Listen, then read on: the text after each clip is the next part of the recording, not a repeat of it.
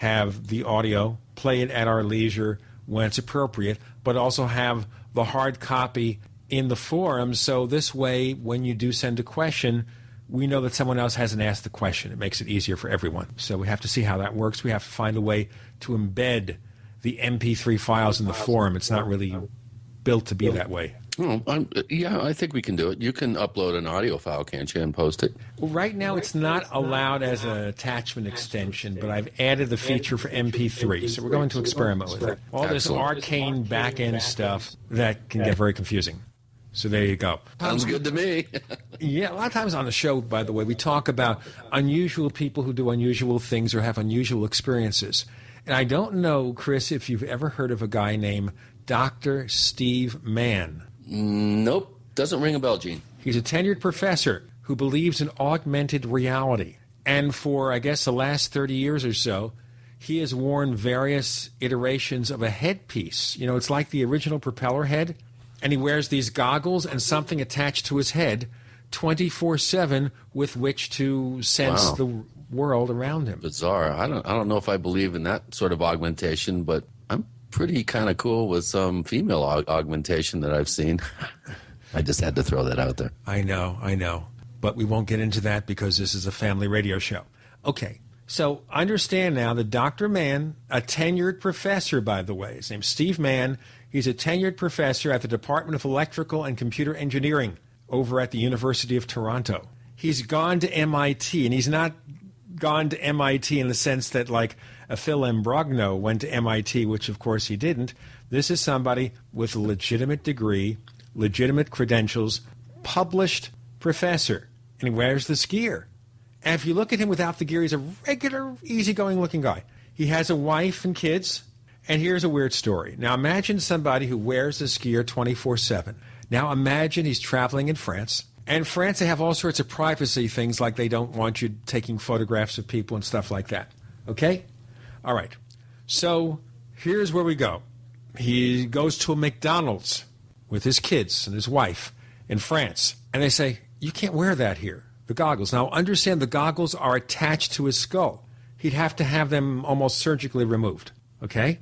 So he gives a doctor's note. He has this doctor's note he presents to the clerk or the cashier over at McDonald's. This is McDonald's is saying you can't come in here looking in France. like that? Yeah. Really? Right. So the cashier says, that's fine, but I have to ask my supervisor. So the supervisor says, no, you can't do that, and supposedly takes his doctor's note and rips it up. And an altercation ensues. And Mann and his family, they're thrown out of McDonald's. I'm serious. What a bizarre story. Right. Surgically implanted to his head, huh? Okay. Right. Has some kind of mesh or net that he puts onto his head. Well, what brought this on, Gene? You know, we talk about crazy people in the field, and I was thinking here's a legitimate scientist, credentialed scientist. Now we go back in the UFO field in the 1960s, and we had the mystic barber running around with his little wearable propellers or whatever, channeling aliens, I guess. And we have to think of the contrast where we have this wacky guy, the mystic barber, Andy Sinatra, who was a very, very, very, very distant cousin, I guess, to Frank Sinatra, wearing this crazy headgear. In fact, there's a picture of him in front of the UN with the crazy headgear. I guess summoning E.T. or something like that. And now we have, since the 1980s, Dr. Steve Mann. Look him up, by the way, in Wikipedia. I'm being perfectly serious. A family man, tenured professor with a real MIT degree who runs around the world wearing this headpiece to sense augmented reality. And I guess his goal is for everybody eventually to be able to wear this helmet. Just don't line it with tinfoil. People might talk. I don't know what it's lined with. I mean, the guy is a serious scientist. I mean, just because somebody has a real PhD doesn't mean they're necessarily normal. By the way, in case you're looking at this, if you go to the Wikipedia entry, this thing happened on July 1st, 2012, the alleged McDonald's assault. At the Champs-Élysées, at a McDonald's restaurant in Paris, 3 employees allegedly assaulted Mann. as a result of this gear he wears. Boy, I'll tell you, those French, they sure aren't very friendly. And you see, now our listeners in France are going to feel we've insulted them. But we haven't. No, I can't say all French people are like that. But, boy, if you go into a McDonald's and get assaulted because you have something drilled into your head that you can't take out, I mean, what are you going to do? Well, I guess he can't have Egg McMuffins anymore. He's got to go to Wendy's. I wonder what Wendy's would do. Today we're bringing back an old friend of the show, former co-host. Yay. He is one of the good guys in the UFO field. He's Greg Bishop, and he's got something going on here where he's going to be revealing some information about the aviary. The aviary? Correct. All those bird guys that we were hearing about in the late 80s, early 90s. Falcon, eagle, hawk, penguin. They didn't have a buzzard, did they? I'm not sure, but I understand think Jim Mosley was in the running to be buzzard. Yeah. But it didn't work. They did have penguin, which I think. Who was Penguin? We'll have to go down the list. It wasn't the late Burgess Meredith who played the Penguin on TV in the Batman TV series. I think it was Alexander. Wasn't he Penguin? We'll have to ask Greg. He's up on the bird. Well, Danny DeVito played the Penguin in the movie series directed by Tim Burton. We have Greg Bishop joining Gene and Chris. You're in the Paracast.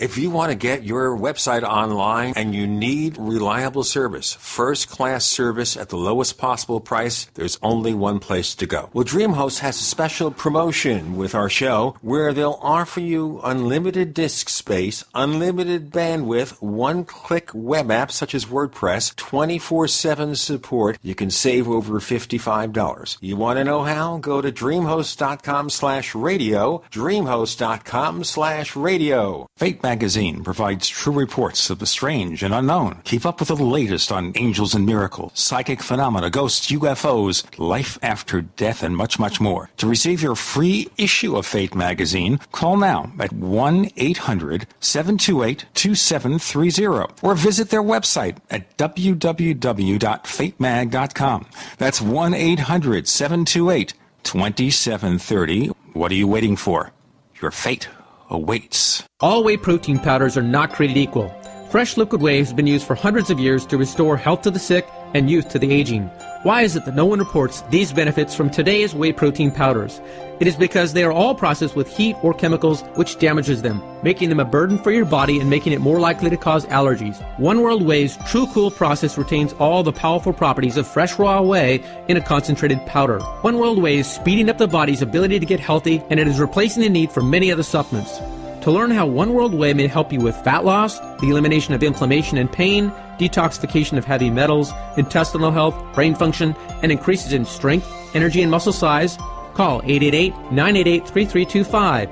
Mention coupon code KNOCKOUT and you'll receive a free tube of Knockout Pain Cream with your order, which eliminates soft tissue pain in 10 minutes for 90% of users. Call 888-988-3325 or visit oneworldwhey.com. That's oneworld.com. We all know that Berkey Water Purification Systems are the most trusted name in water filtration. As an authorized Berkey dealer for over 6 years and serving thousands of satisfied customers, the Berkey Guy offers amazing specials for Berkey Water Filtration Systems. The Berkey Light Systems include a set of self-sterilizing and recleanable black purification elements that purify water by removing chlorine, pathogenic bacteria, cysts, and parasites to non-detectable levels and remove harmful chemicals such as herbicides and pesticides. Order the Berkey Light System today, complete with 2 black Berkey elements for only $231, and the Berkey Guy will ship your order free of charge. With the purchase of a Berkey Light, the Berkey Guy is also offering a set of fluoride and arsenic filters for only $39.99. That's over 30% off the retail price. Call the Berkey Guy at 1-877-886-3653. That's 1-877-886-3653. Or order online at goberkey.com. That's goberkey.com today. We want to know, how do you use WebEx? I live in my car, sometimes a rental car. Every day, I find a nice quiet place to pull over and meet a client through WebEx, face-to-face on my smartphone. This is the way to do business. The new free version of WebEx Meetings lets you take your office anywhere, your desktop, laptop, or mobile device. Get your free WebEx Meetings basic account now at webex.com. WebEx from Cisco. WEBEX.com. Webex.com. We the people grow cotton, weave fabric, engrave ink, embed strips and fibers to protect from counterfeit and carting to a private bank, having it led back at interest, forcing taxes to service debt. This capitalism, or was Jefferson correct when stating a central bank issuing the public currency is a greater menace to the liberties of the people than a standing army? Hi, Ted Anderson. I'm placing a free silver dollar in a book that explains our monetary system. Call for your copy, 800-686-2237. It's time to understand the system. Call 800-686-2237. That's 800-686-2237. We'd like to hear from you. If you have a comment or question about the Paracast, send it to news@theparacast.com. That's news@theparacast.com. And don't forget to visit our famous Paracast community forums at forum.theparacast.com. We have a very, very, very special guest, neighbors. The return of Greg Bishop to the Paracast. It's been a while now. During the time that we were using guest co-hosts, Greg was kind enough to do several shows with us. We had some really great programs, and we had Walter Bosley and a number of other really fascinating guests, and they'll be back in the future. But right now, we're going to talk to Greg about a very curious part of the UFO field, I guess the world of disinformation. Is that what the Aviary is all about disinformation? Well, that's the effect of it, yeah, the main effect of it. But that's not the whole thing about the Aviary. It's a very complicated story, and people choose to look at little bits of it and make their opinion. Maybe we can change that a little bit. Well, let's look at what we know about this. I mean, we've read all sorts of contradictory stories. So let's do a backgrounder here. A 101 Aviary presentation. Explain to our listeners what this is about, what this organization is allegedly about, and why should we even care? Well, they're not around anymore. I believe they've mostly disbanded, and some of the people keep in touch still because of mutual interests. But what it was a group of people that worked for the government, the U.S. government. They had a mutual interest in the UFO subject and other paranormal things. And they, for the most part, worked for military and intelligence, or both. There were people in it that were in Air Force intelligence, in the CIA, a few other places. John Alexander was in there, although he denies it. John Alexander, by the way, has been on the Paracast, but he won't admit to this. Why? I have no idea. I confronted him once, and I was trying to get to the bottom of this Falcon thing, maybe by bugging him about it, and he said, I have no idea what you're talking about. I said, well, then I guess I've been lied to by a few people for a few years. And he said, apparently, and then that was the end of it. Wasn't he supposedly Penguin? Yeah, I think you're right. Yeah, probably. Yeah. I was trying to tell you that Burgess Meredith was a Penguin, or was it Danny DeVito? I think you're both wrong. I think you're. Yeah, those two are right. There's a lot of penguins. That's the problem with all this secrecy stuff. Okay, so the ridiculousness of this. I mean, in some ways, it's just absurd. Why would these people even be together in the first place? What was the purpose of this group, and why did they choose bird names? They didn't choose the names. That's another misconception. UFO researcher Bill Moore and his partner, research partner, Jamie Chandere, chose these names. They were put in touch with this group because, for a lot of reasons, mainly to get a handle on the UFO community and what they were doing and what they thought and they believed. They were brought into this group to serve that purpose. And so none of this was official. That's another thing people don't realize. It wasn't some thing where it's they got together in meetings and and met and had minutes and and there's records. None of that. I mean, it was an informal group. It was put up. It was that way from the inception. And at a certain point, this guy Falcon decided that they were going to use the group for other purposes. And the bird names came from Bill Moore and Jamie Chandere saying, we need to talk about these people over the phone, or when we're in public in a restaurant, we're going to assign names to these people, bird names, and then we can use those names without fear of people figuring out who they are. That was the main reason for the bird names. But the group themselves didn't run around saying, "Hi, I'm penguin. Hi, I'm falcon. No, not at all. Hi, I'm vulture." Yeah, for that matter, I'm not even sure if they knew they had bird names at the time. Wouldn't that be ironic? Now, give us a time frame here. We're talking 78, 79, 80? Oh, I'm still here. Yeah, time frame. 78, 79, or was this the early 80s? I'm a little hazy on that. When Chandra and Moore? I think that they existed in some form before 1980, but they came to the attention or were introduced to Bill Moore probably around 80, 81, something like that. Do I take this all happened after Bill Moore worked with Charles Berlitz on the Roswell book? Yes, I think that was the reason that Bill Moore was brought in. He received a phone call after being interviewed at a radio station, I think in Albuquerque. He received two, but the second one, I think, was in Albuquerque. And the person on the other end of the line said, "We think you're the only person that knows what they're talking about, i.e. based on the Roswell book, and we'd like to talk to you." Is that then an admission that what he said about Roswell was accurate? No, it was a way. Well, it could be.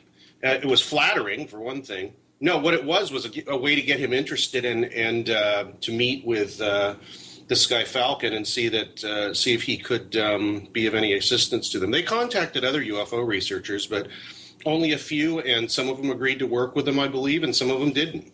Okay, let's look, before we go into the interactions, what other UFO researchers were contacted, and how do we know that? Once again, the only way we know it is from Bill Moore, and he said there were others, but he couldn't reveal who they were because it wasn't his business, and I don't think he was actually 100% sure.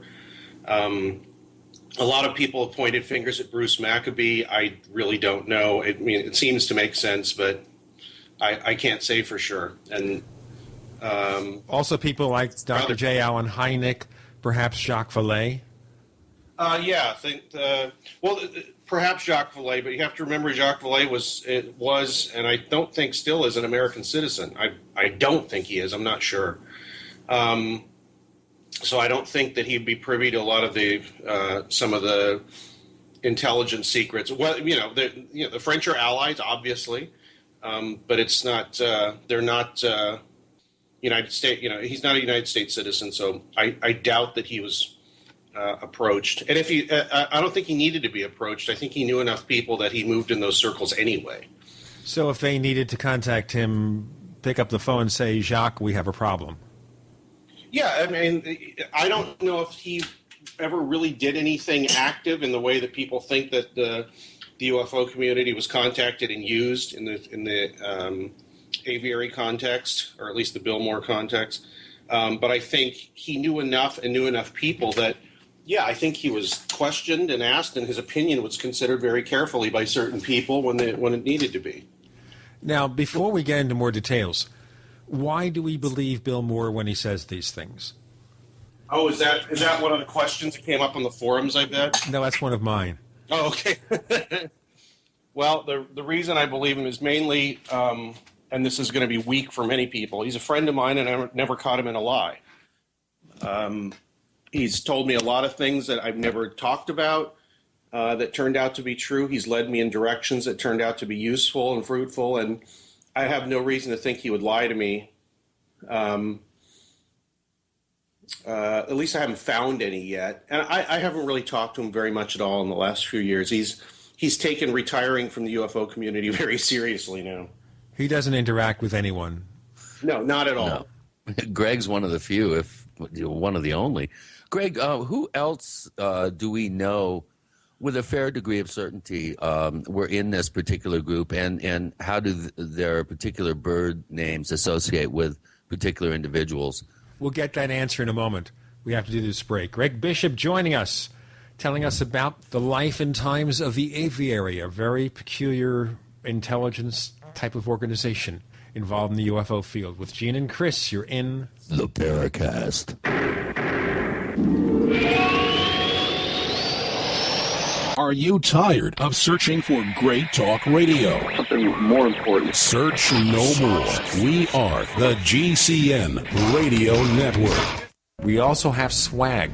You know, we have all these exclusive Paracast things that you can buy. We've got like, I guess, 60 or so different items, and entails T-shirts, sleeves for notebook computers, iPad cases, mouse pads, the Paracast Jumbo Tote Bag, all sorts of T-shirts and jackets and stuff like that for men and women. We have a Paracast aluminum water bottle. All this stuff, you go to store.theparacast.com, store.theparacast.com. What makes it special is that the items are the best quality, great T-shirts, fabrics, and they have our official logo on them. That's what makes them special, in multiple sizes and colors.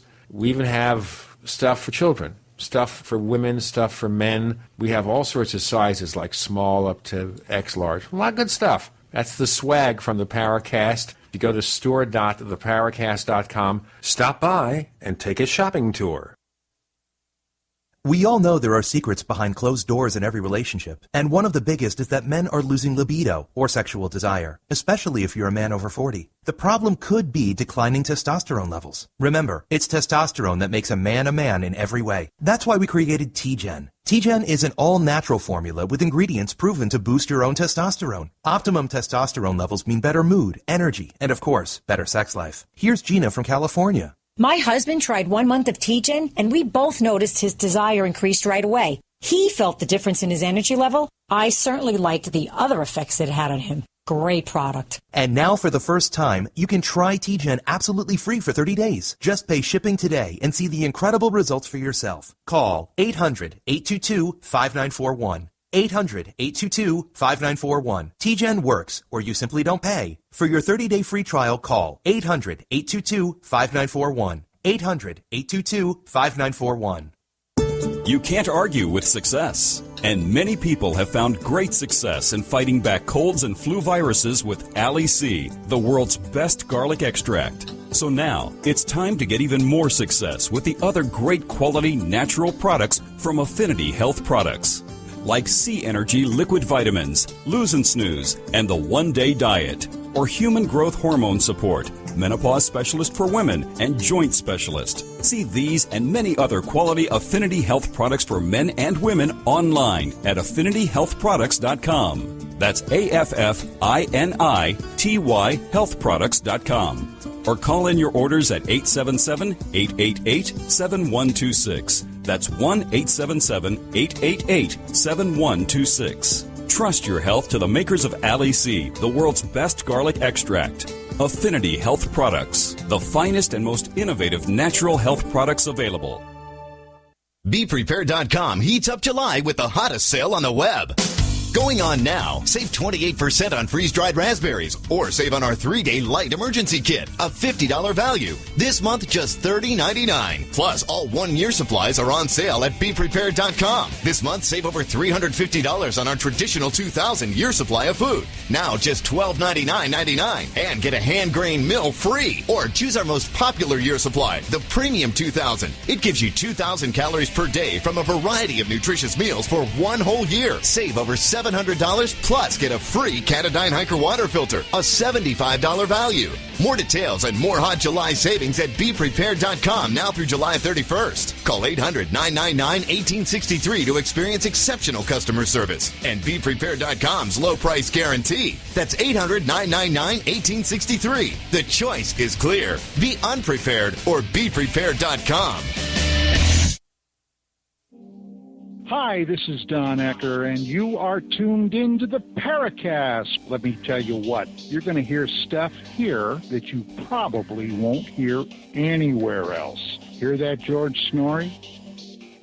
With Gene and Chris in the Paracast, Greg Bishop, former Paracast co-host and friend of the show, joining us. We're talking about the Aviary, and we'll soon reveal, I guess, who Falcon was. But a question was asked by Chris before the break about the membership of the group, what the names were, how we know this, etc. Well, the only way we know it is that I think that people sort of figured it out over the years, maybe through hints from Bill Moore, etc. At the time it was going on, nobody even knew it existed. I mean, up to probably 1989 when Bill Moore announced that he had been working with some of these people. Nobody even knew that the group existed. And since then, people have made guesses about who these people were. One name that comes up a lot that's been fairly well documented is Hal Puthoff. If people know who that is. Explain who Hal Puthoff is. Okay. We have to identify all the people here. Not everybody plays the inside baseball game. Yeah, he was in Navy and maybe in Naval Intelligence, and then after that, he became a research scientist. He was one of the people that was responsible for the remote viewing program. He did testing on Uri Geller very early on. He and another scientist, Russell Targ, began very preliminary testing for the what became the remote viewing program in the late 70s. He's always been interested in UFOs and the paranormal. He was a co-author of a great paper about what's the word? Theoretical physics and how it can support the extraterrestrial hypothesis, which I've always championed, even though I'm not an ETH person. Anyway, important person in the history of official interest in the paranormal and UFOs. He's still important. Yes, he still is, of course. He's working with defense contracts in Austin right now with a physics think tank, and is still very active in the field of science and theoretical physics. He and Jack Sarfati have had a bit of a how would I put it, professional disagreement over zero-point energy, and that has gone kind of burbled underneath the surface of ufology for a number of years, have been very public in their differences over trying to. I think the main difference is basing their theories on Einstein's theory of relativity and keeping that in mind. And I think it's. I'm not sure which one of them is trying to adhere to relativity and the other one is not. It's either Sarfati is or Puthoff is, and they've kind of been disagreeing for a while professionally. But Hal is still very active, and as you mentioned, Greg, was very involved early on with CIA-funded projects at the Stanford Research Institute, which then became the early Ingo Swann, Pat Price remote viewing protocols and experiments. Okay, so what was his bird name? I believe he was Owl. Okay. Yeah. So we have Owl, who's Hal Puthoff. He has big owl-like eyes, so that makes sense. Yeah, that makes sense. Okay, who else? I believe one of them was, as we mentioned before, Bruce Maccabee, who was called Seagull because he was, associated with the Navy. Yeah, ONI. Yeah. Wow, it sounds like Chris might know more than me, actually. Let's see who else. Jack Verona, who's a kind of a shadowy figure that nobody really knows about.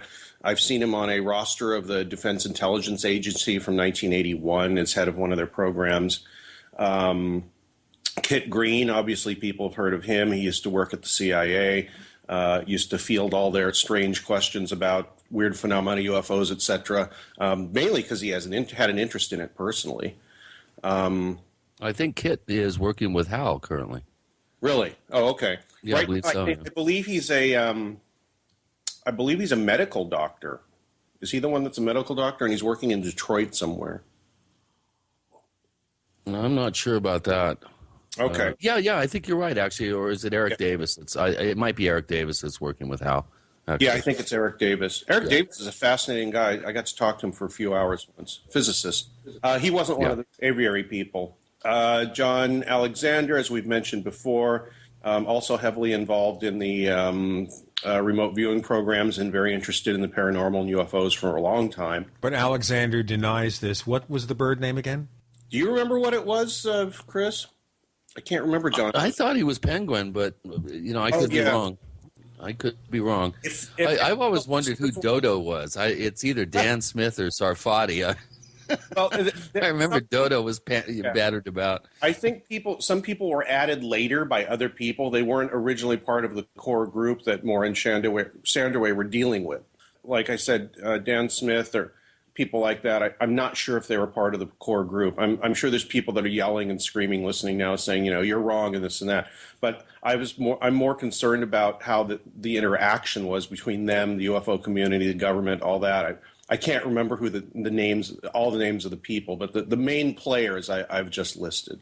Well, what other birds are out there that we haven't been able to attach a name to? I mean, there's obviously, I would think that there would be an eagle, there'd be a hawk, there'd be a falcon, there'd be, some of the more popular bird names out there. What are the other bird names that you've heard associated with the aviary? Well, I think there was hawk, yes. I can't remember who that was. It might have been Robert Collins, or maybe he was condor. That's right, Robert Collins was condor.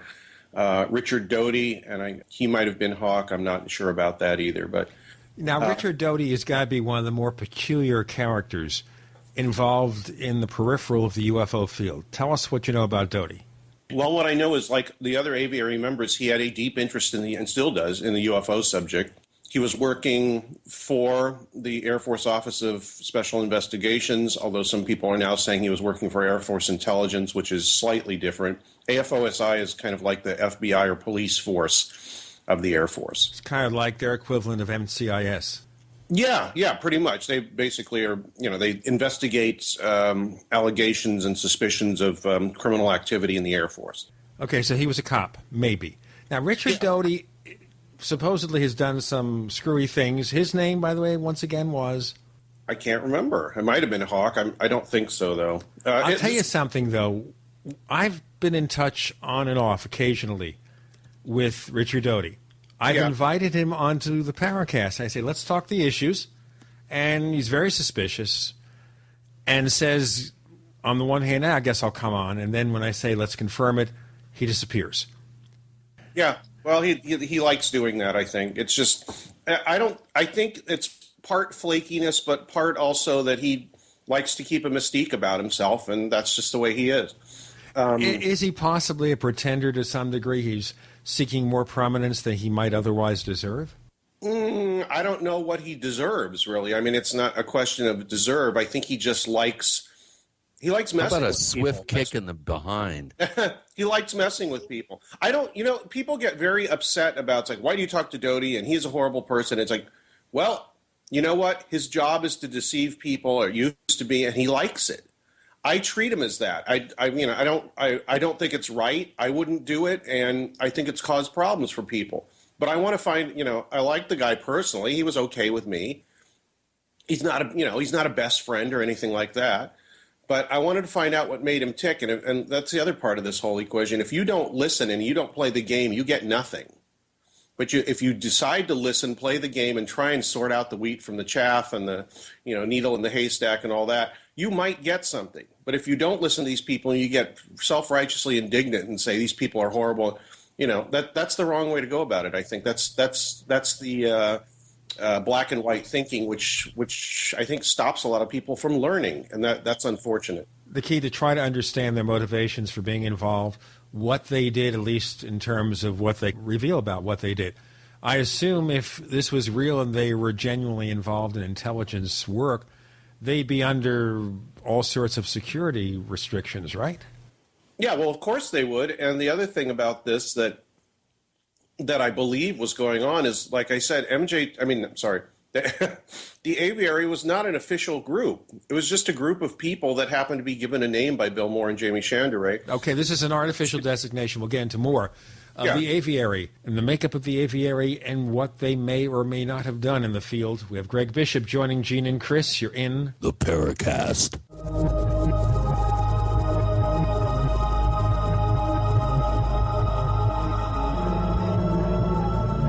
The GCN Radio Network, providing the world with hard-hitting talk radio. GCN.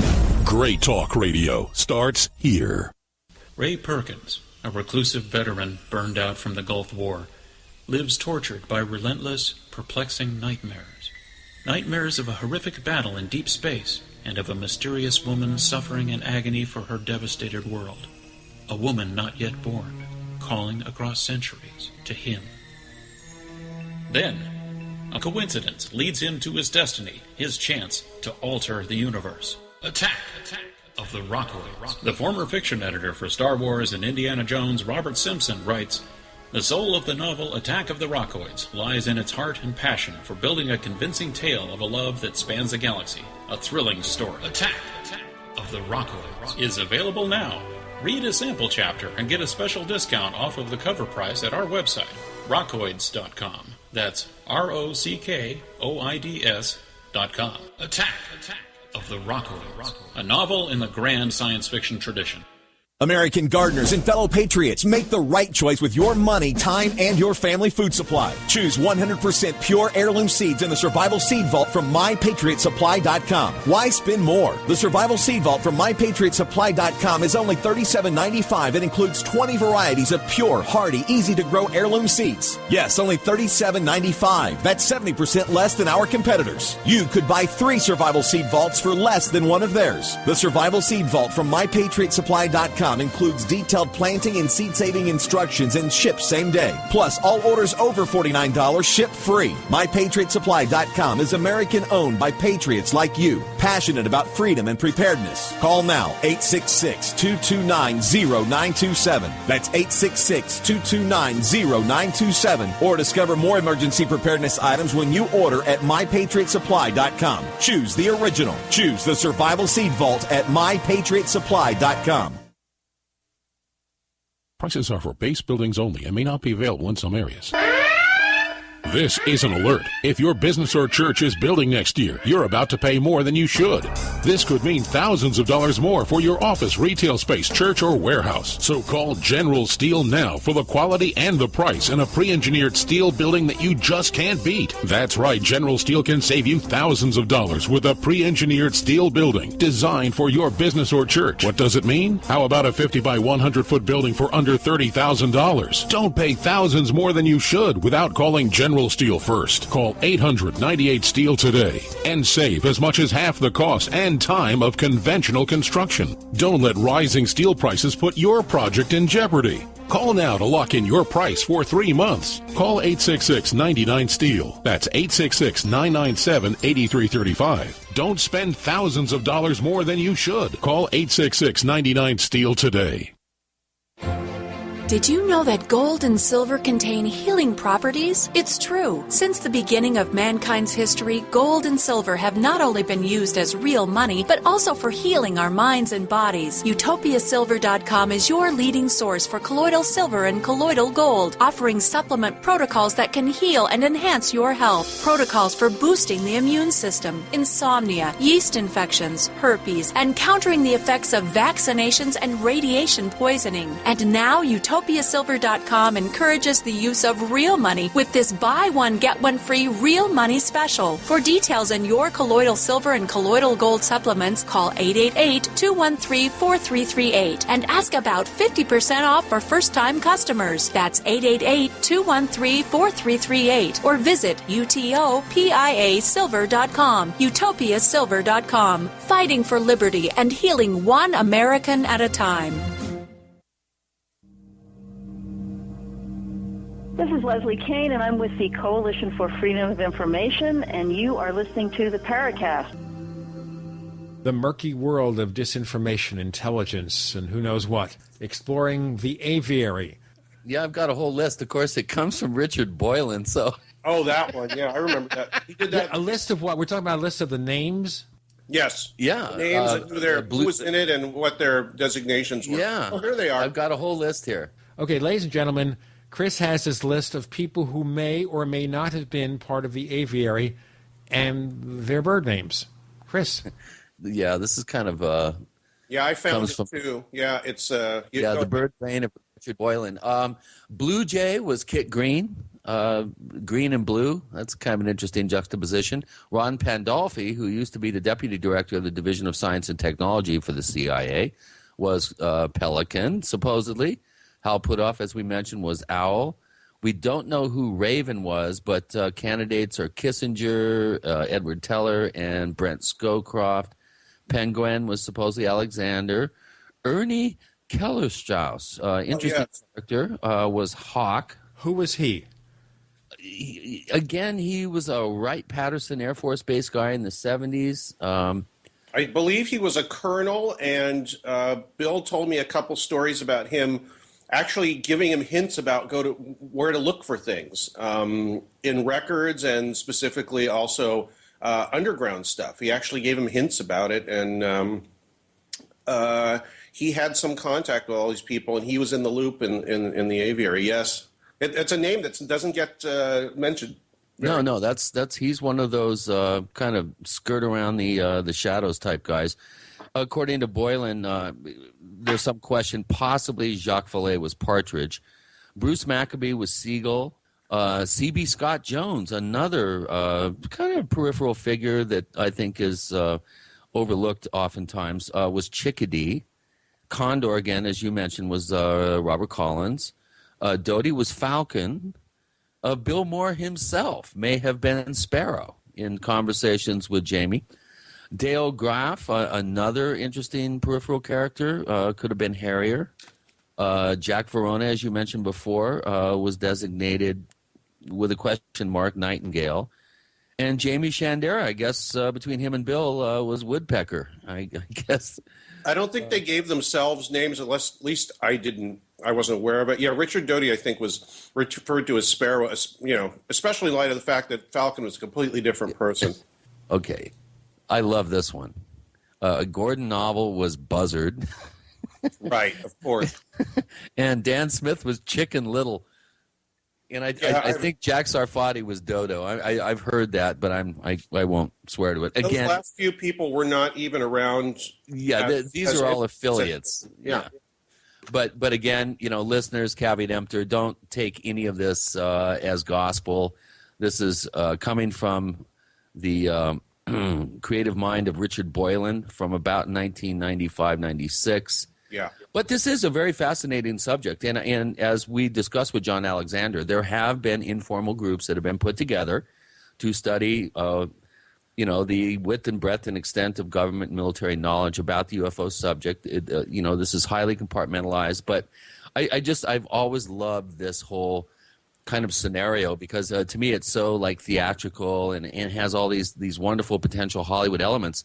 And I could see a great movie coming out of the Aviary, these guys getting together. And, I mean, it just has all these real dramatic sort of overtones. But yeah, and you have to make up something that didn't happen whatsoever at all in real life to have a storyline. Well, I mean, you could probably come up with a few interpersonal reality show type twists that might... Gordon Novel getting caught up a telephone pole in the Black Forest at the Stan Lee case. I love that one. You have to think what kind of reality show this would be. Imagine sending James Fox and the crew of Chasing UFOs after the Aviary. Well, maybe we could invent a whole new genre of television, call it surreality TV. Yes. I've talked about that probably with you or other people as a joke, but Chris I'm halfway serious. It would be fun. Explain this to people because this is getting really obscure. What, about surreality TV? Yes. It's I've heard this kicked around before. Just everything's so silly with reality TV right now. Why not just kick it up a notch and make it even more insane and unreal, but make people think it is? This is way off the subject, but it's pretty damn funny. Yeah. Bitch Project. Okay, folks. Now, this is the entire group here. Now, Falcon, we have two different individuals who were allegedly Falcon, right? Yeah. Richard Doty and this other guy, which I've already announced, but we'll leave that in the background for right now. Why Doty? Is he supposed to have been the ringleader then? No. Doty was never a ringleader of anything. He was working for the AFOSI, and he was doing their work, and he was also doing the work of supposedly this person Falcon, who had been tasked with finding Russian agents and passing messages back and forth and doing all that, because he'd done it for years. He'd been doing it since the late 40s. Now, this Aviary, was it strictly UFOs, or was there some other intelligence-related work that they were supposed to be involved in? Well, they weren't involved in UFO intelligence work. I don't think there's even such a thing. What I think they were involved with was trying to find out for themselves what the government knows about the UFO subject. They were basically what UFO researchers are, except like maybe a level or two up in the sense that they had access to people, records, ways of finding things out that most people don't. So what they did was they banded together so that they could use each other's expertise, connections, and all that to try and find out what was going on with the UFO subject, how much the government knew, and they were trying to answer the same questions we all are.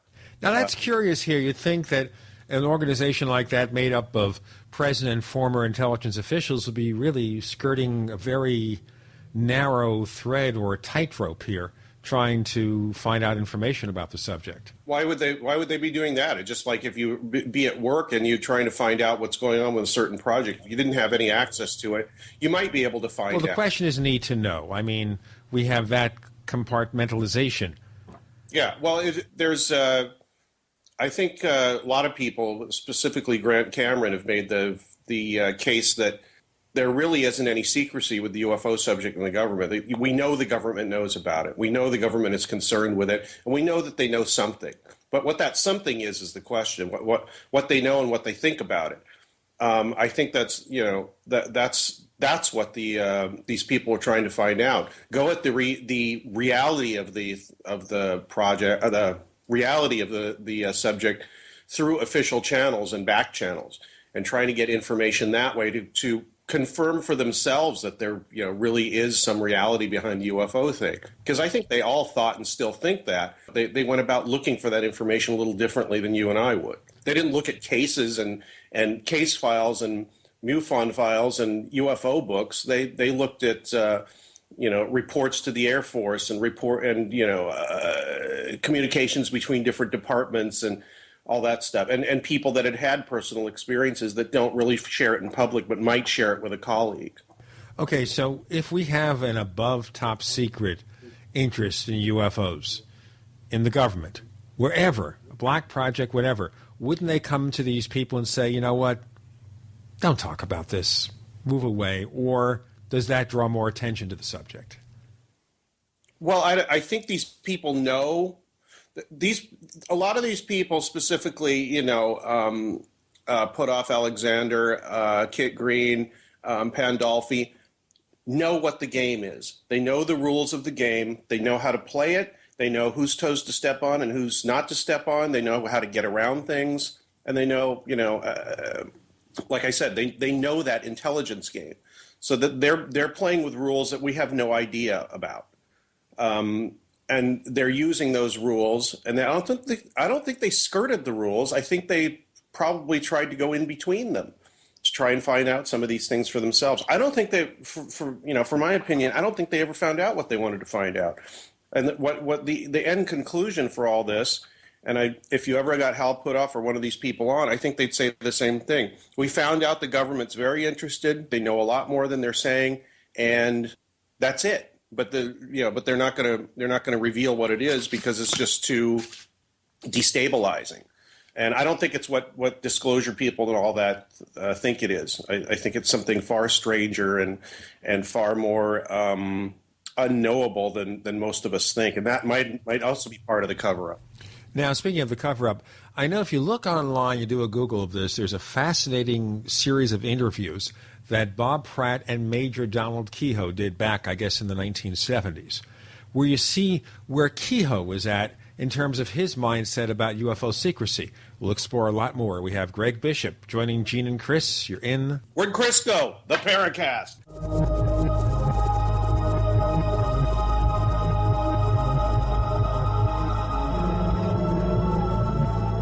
America's #1 source for independent talk radio for over a decade. We are the GCN Radio Network.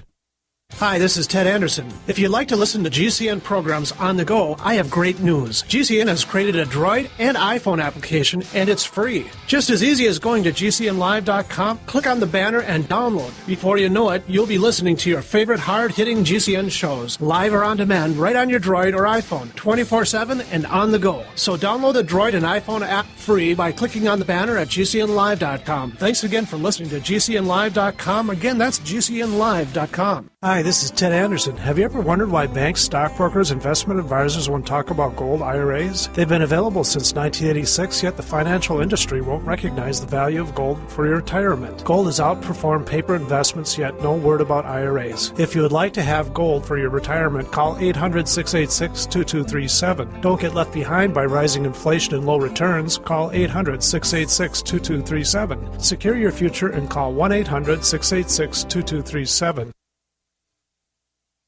Hi, I'm Dr. Joel Wallach, the Dead Doctors Don't Lie guy. There's no reason why you shouldn't live to be at least 100 and have a great time getting there. And I'm going to give you a free copy of my lecture that tells you exactly how to do it. In fact, after you've lived a long and healthy life, there should be only 2 documents in your medical chart, a birth certificate and a death certificate. I'm Dr. Wallach with a warning. If you have a 4-inch medical chart, if you take prescription drugs for high cholesterol, high blood pressure, arthritis, joint pains, and other health issues, the medical profession is failing you. They're using you for an ATM machine. My free lecture is going to reveal what pharmaceutical companies don't want you to know. There's been groundbreaking research and discoveries on how to effectively treat or eliminate over 900 different diseases naturally, and it's all in my free lecture called Deadly Recipe. So call toll-free 1-855-79-YOUNG. Again, that's toll-free 1-855-79-YOUNG. 1-855-79-YOUNG.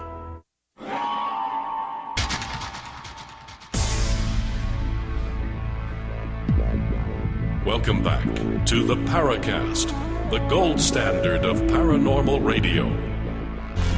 And now, here's Gene Steinberg. We have Greg Bishop rejoining the Paracast, talking about the Aviary, possible government disinformation, what the government knows and doesn't know. Now, if you go back, and this is, by the way, in the archives of MUFON, this long set of interviews between Major Kehoe and Bob Pratt, and what you find there is Kehoe was always convinced, 100% convinced, that there was a silence group within the U.S. government, was handling the UFO secrecy, believed that E.T. was here, and that if you gave them the right reason or enough pressure, they would disclose that. But now we're starting to see with an Aviary, we have another group of people with intelligence connections who are trying to find out what the government knows about it. It sounds to me like this is really buried under many, many levels. Yeah, well, I think it is. And it's so, I think it's such a complicated subject. I think it's a lot more complicated than most people think. It's not aliens coming here from other planets and they're, coming here in ships and all that. I think if it was that simple, there'd probably be more secrecy because it'd be pretty much a lock on what it is.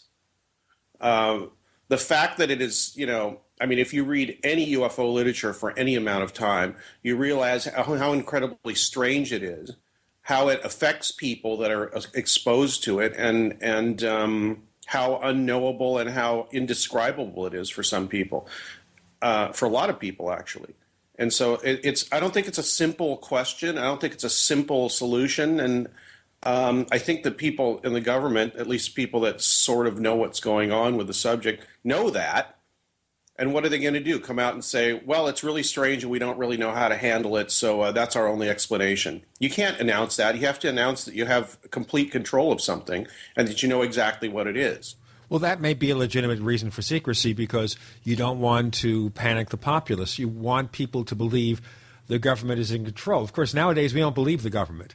We don't believe they know anything. We don't believe they're competent. We don't believe anything they say. And I would think that if the Secretary of Defense tomorrow, and it's not going to happen, folks, don't quote me on this, if the Secretary of Defense tomorrow got on television, national TV, and said, we have this UFO phenomenon, things are flying in our skies, we don't know what they are, they'd laugh at him. They'd laugh him off the podium. Yeah, because he's not saying anything that UFO researchers haven't already said. So it's that old John Keel joke that the U.S. government isn't telling. UFO researchers aren't telling the U.S. government what they know about UFOs. It's a silly sounding joke, but I think there's some truth there. I think it's unknowable by the vast majority of people who look into it. And it may be unknowable by humans at this point in history because the thing doesn't interact with us in the way that people would expect.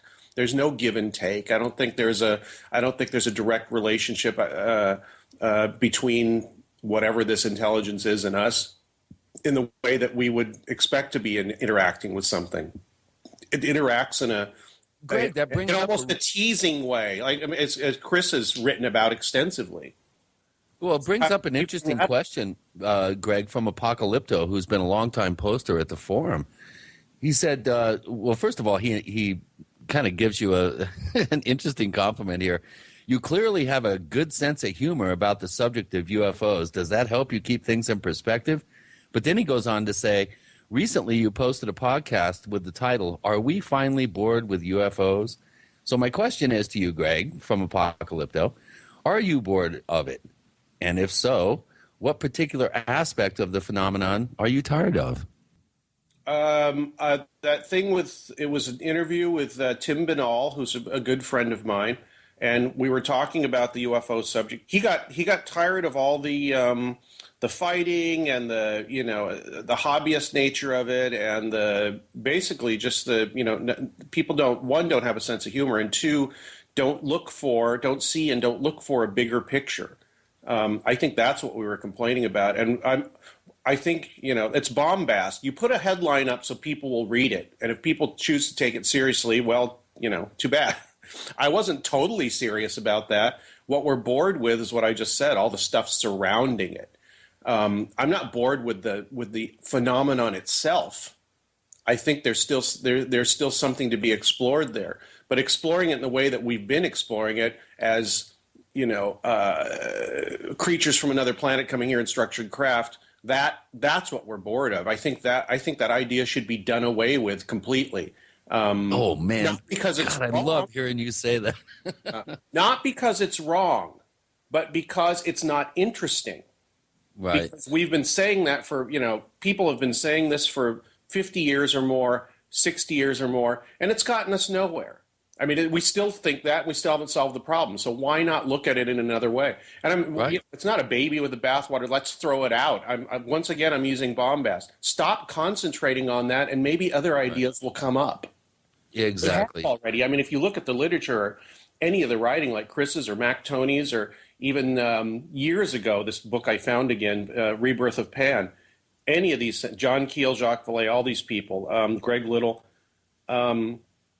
you see that there are different ways of looking at the subject, and I think these people in the aviary probably were looking at it in this way and approaching it in this way years before we were. I have to say this, that even Jim Moseley and myself and Alan Greenfield in the 60s and 70s, we were looking at alternative explanations that were fascinating, lots of incredible possibilities. But what seems to happen in the UFO field is it goes in cycles. So in the 50s and 60s, it was ET. We started exploring the other avenues. And then in the 80s and 90s, we go back to ET again. It's just like going in a revolving circle, and we never get anywhere because we're always starting at the beginning and barely getting to the middle, so there's never an end game. Okay, let's look at the aviary. Okay, did they officially meet? Did they have coffee clutches? Yes, they met. As far as I know, they had meetings, and they would meet in in hotels. Apparently, they met in San Diego at the El Cortez Hotel or something like that one year. They would get together and exchange information. What have you found out recently? Because there's some things they don't want to send through the mail or talk on the phone. There was no email then. So we'd get together and say, what have you found out? What's going on? And then also some of them were involved in this counterintelligence project, so they would discuss that as well. The counterintelligence project was run by this guy named Falcon at the time, and he was using Bill Moore, Jamie Chandray to some extent as liaisons to the UFO community to find out, one, what they knew and what they were concerned about. What people don't understand is that this guy Falcon was an old CIA guy. He didn't care about UFOs. I don't think that was really an interest of his. What was interesting to him was to find out what UFO researchers knew, and more importantly, who was talking to the UFO researchers, because it's been proven more than once that UFO researchers know a little bit about what's going on with military projects, but may not know that that's what they're doing. They'll spot a weird light or object in the sky somewhere, especially near a military installation, and say, hey, look, a UFO, or the U.S. government's testing UFOs. Well, what do you think in the 1980s what the Russians would want to know?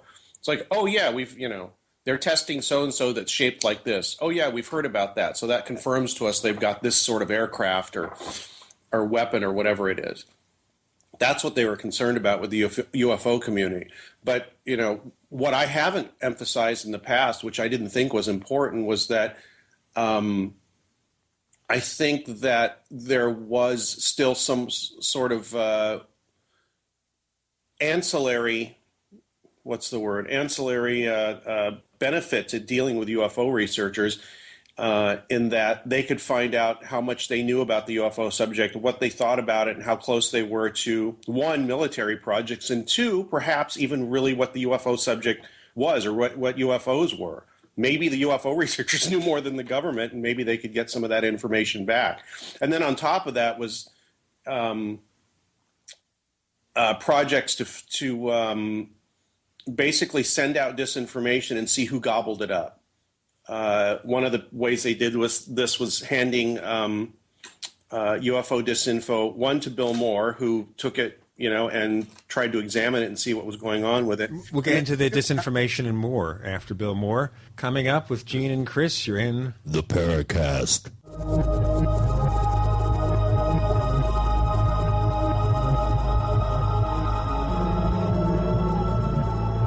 Ray Perkins, a reclusive veteran burned out from the Gulf War, lives tortured by relentless, perplexing nightmares.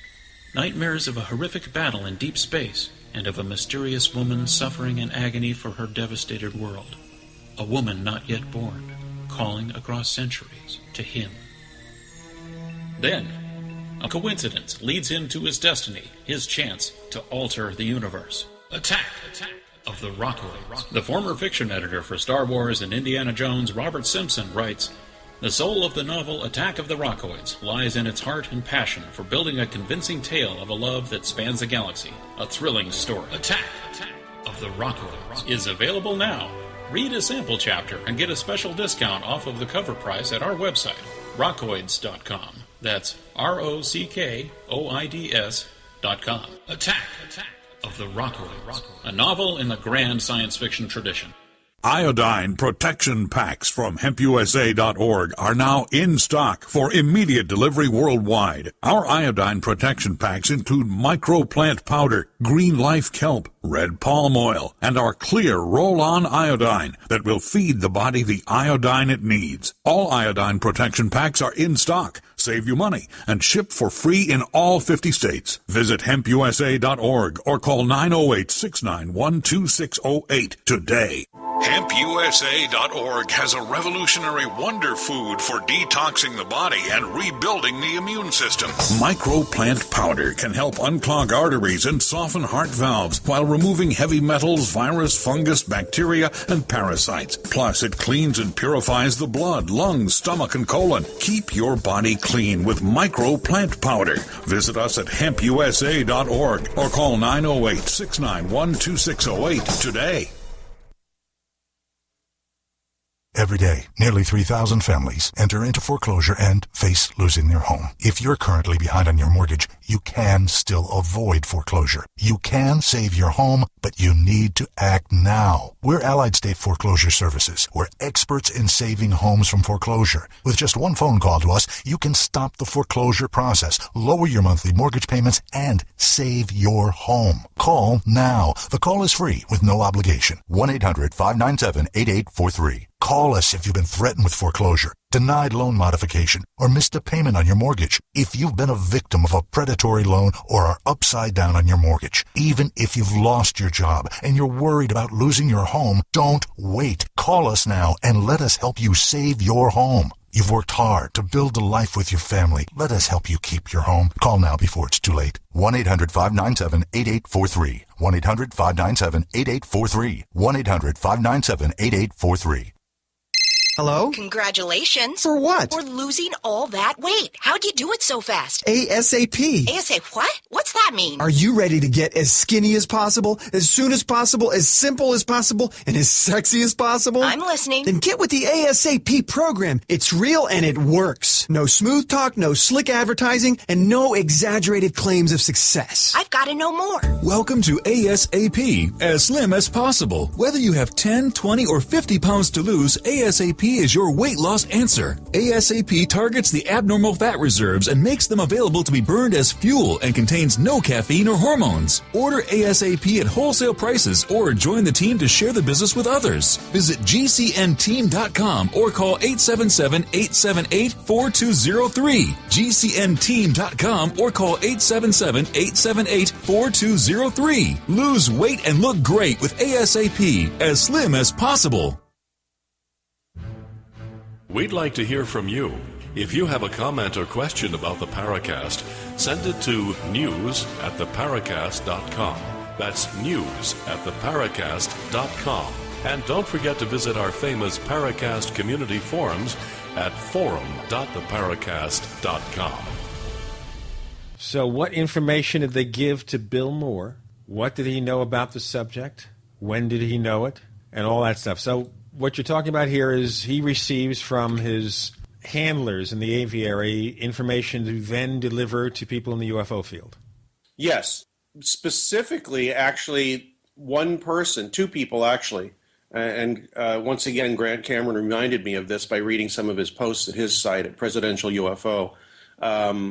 Lee Graham, who worked for Aerojet, was eagerly taking information from Bill Moore, thinking that Bill Moore was getting this information straight from the government, which he was, but then also not realizing that it was also, there was a lot of disinformation in there with it. One, I think the main reason was to find out who was interested. What if he hands this information out and then they see this information in Soviet communiques, they know that they've got somebody that's interested in what's going on at Aerojet. The stuff they handed to Bill Moore, i.e. the MJ-12 papers, the Aquarius document, many other documents. Bill Moore took all this and tried to figure out if there was any truth to them or not. Most people say, well, Bill Moore just put them out and said, and knew it was disinformation and knowingly spread this to the UFO community and just wanted to mess with them or didn't care. No, what I think was happening was that he got the disinformation or part disinformation and tried to figure out what was real and what wasn't and explain why he thought so. There's a book called the MJ-12 Documents, if you can find it, where he actually goes through all these documents and says how much truth is there in here.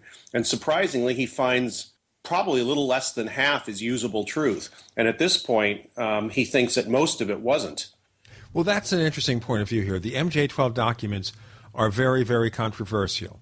You talk to Stanton Friedman, he says they're real, at least the original ones. There are other documents that may be partly or completely fake.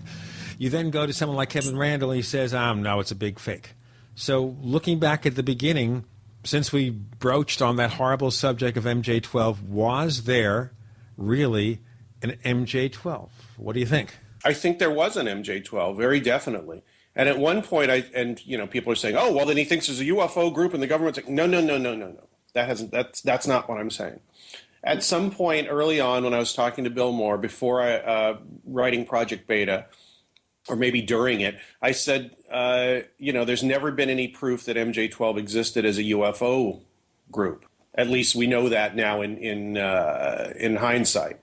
So what do you think it was? And my idea was it was something that was very heavily buried within the history of the U.S. government, had that designator as MJ-12, but really had nothing to do with UFOs, because if you hang the MJ-12 documents on that MJ-12 designator, you're not going to really find anything. It's so obscure and so secret that you can put any spin you want on it, and nobody's ever really going to find out what it is. And what some people have said, and I think John Alexander came out with this at some point, said that it had something to do with succession of presidential power in times of national emergency. That's what MJ-12 was. But that was used as something to send, UFO researchers and foreign spies and all that off on a complete tangent for a long time. And I don't think it was to cover up the UFO reality. Explain this to me, please. Okay, because it has to be pretty strange. MJ-12 was not about Roswell or anything else. it was about presidential succession, like in case of an assassination? What? Yes, exactly. In case of assassination or atomic attack or something like that. But somebody at some point in the early 80s, somewhere in the government, in the intelligence community, figured that if they wanted to hang a bunch of fake information on something that would never really bear any fruit except for what they gave, why not use MJ-12? Because that Cutler-Twining memo, if people know about, refers to a meeting of MJ-12. But it doesn't say what it is. All it says is there's a meeting and that a Robert Cutler can't attend because he's going to be somewhere else or something like that. So that established that there really was an MJ-12. But the only documents that ever said it had anything to do with UFOs was that original Eisenhower briefing document, at least at the time. And that may have been a fake. I'm pretty sure it was a fake. Does Bill Moore think it's a fake? Yes, he does. He thought that around 2000 when I was talking to him about it, 2000, 2001, he was pretty sure that it was mostly fake. And people can say that's very convenient because, he'd already fooled everybody. No, I think he really wanted to believe it was real. Two, it seemed to make sense to him at the time.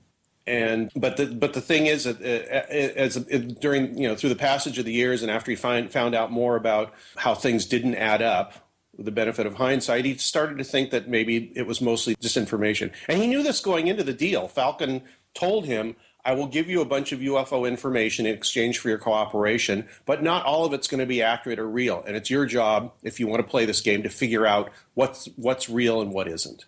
Oh, this gets complicated by every step of the way.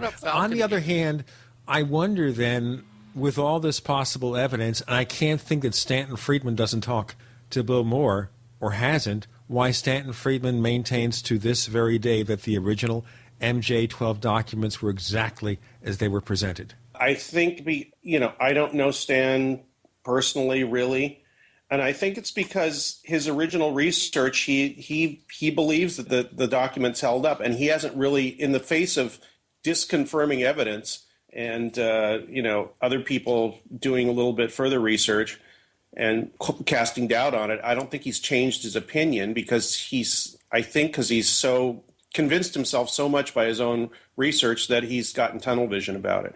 I do not know. I mean, I think almost everybody except Stanton Friedman thinks they were fake at this point. Okay, so all this stuff being given to Bill Moore, and this is where Paul Benowitz gets involved. Yeah. He was. They were worried about Paul Benowitz, and Paul Benowitz had actually written to the Aerial Phenomena Research Organization about some of his concerns about what he was seeing around his home in Albuquerque. And they knew that Bill Moore was one of the board members of APRO and basically sent out feelers to him to see if he was interested in the form of the Weitzel letter, which we can talk about if you want. Sure, go ahead. It was a letter sent to various UFO organizations to get people interested in basically as bait to see if there was anybody in the UFO community interested. And the letter apparently was written by Richard Doty based on an actual incident that had happened where somebody on maneuvers, and I think it was in New Mexico or maybe it was the Southeast somewhere, somebody on maneuvers with the Air Force had seen a strange craft either flying by or landed or both, reported it to his superiors, and there was a report filed. What Doty did was he took that report, changed it to make it sound a little bit more interesting and exciting, and then had that sent out to, MUFON, APRO, Center for UFO Studies, various other groups, to see who would respond to it. What Bill Moore did was he went to the Air Force, found the guy mentioned in the letter, Weitzel, Craig Weitzel, and asked him if he had asked him about his experience. What Weitzel said was, I didn't send that letter, and besides, that's not what happened. Oh boy, this is getting crazier and crazier. We'll figure out what might have really happened here and how this caused a lot of consternation in different places. We have Greg Bishop joining Gene and Chris. You're in the Paracast.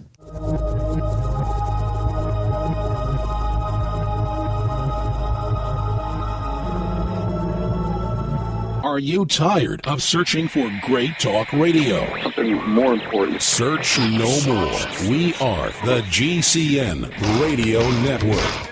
Graphic Converter is the image manipulation tool for the rest of us. It does not use any database. You get full control of all your files. Want to view the images of a folder? Drag it into Graphic Converter and a powerful browser opens up to show your image files. You could use it for slideshows. You could use it to import images from digital cameras or from scanners. Need to do some image editing? You can do that too in Graphic Converter. Also print catalogs. Convert from so many formats I can't even list them. Download now to see if Graphic Converter is good for you, like 1.5 million other users. Guess what? You could save money when you buy Graphic Converter. Use the coupon code Night Owl. Use the coupon code Night Owl to get a special price for Graphic Converter. Go to lemkesoft.com. That's Lemke soft.com. Lemkesoft.com. Lemke soft.com. If you owe the IRS, you can't make the problem go away without professional help.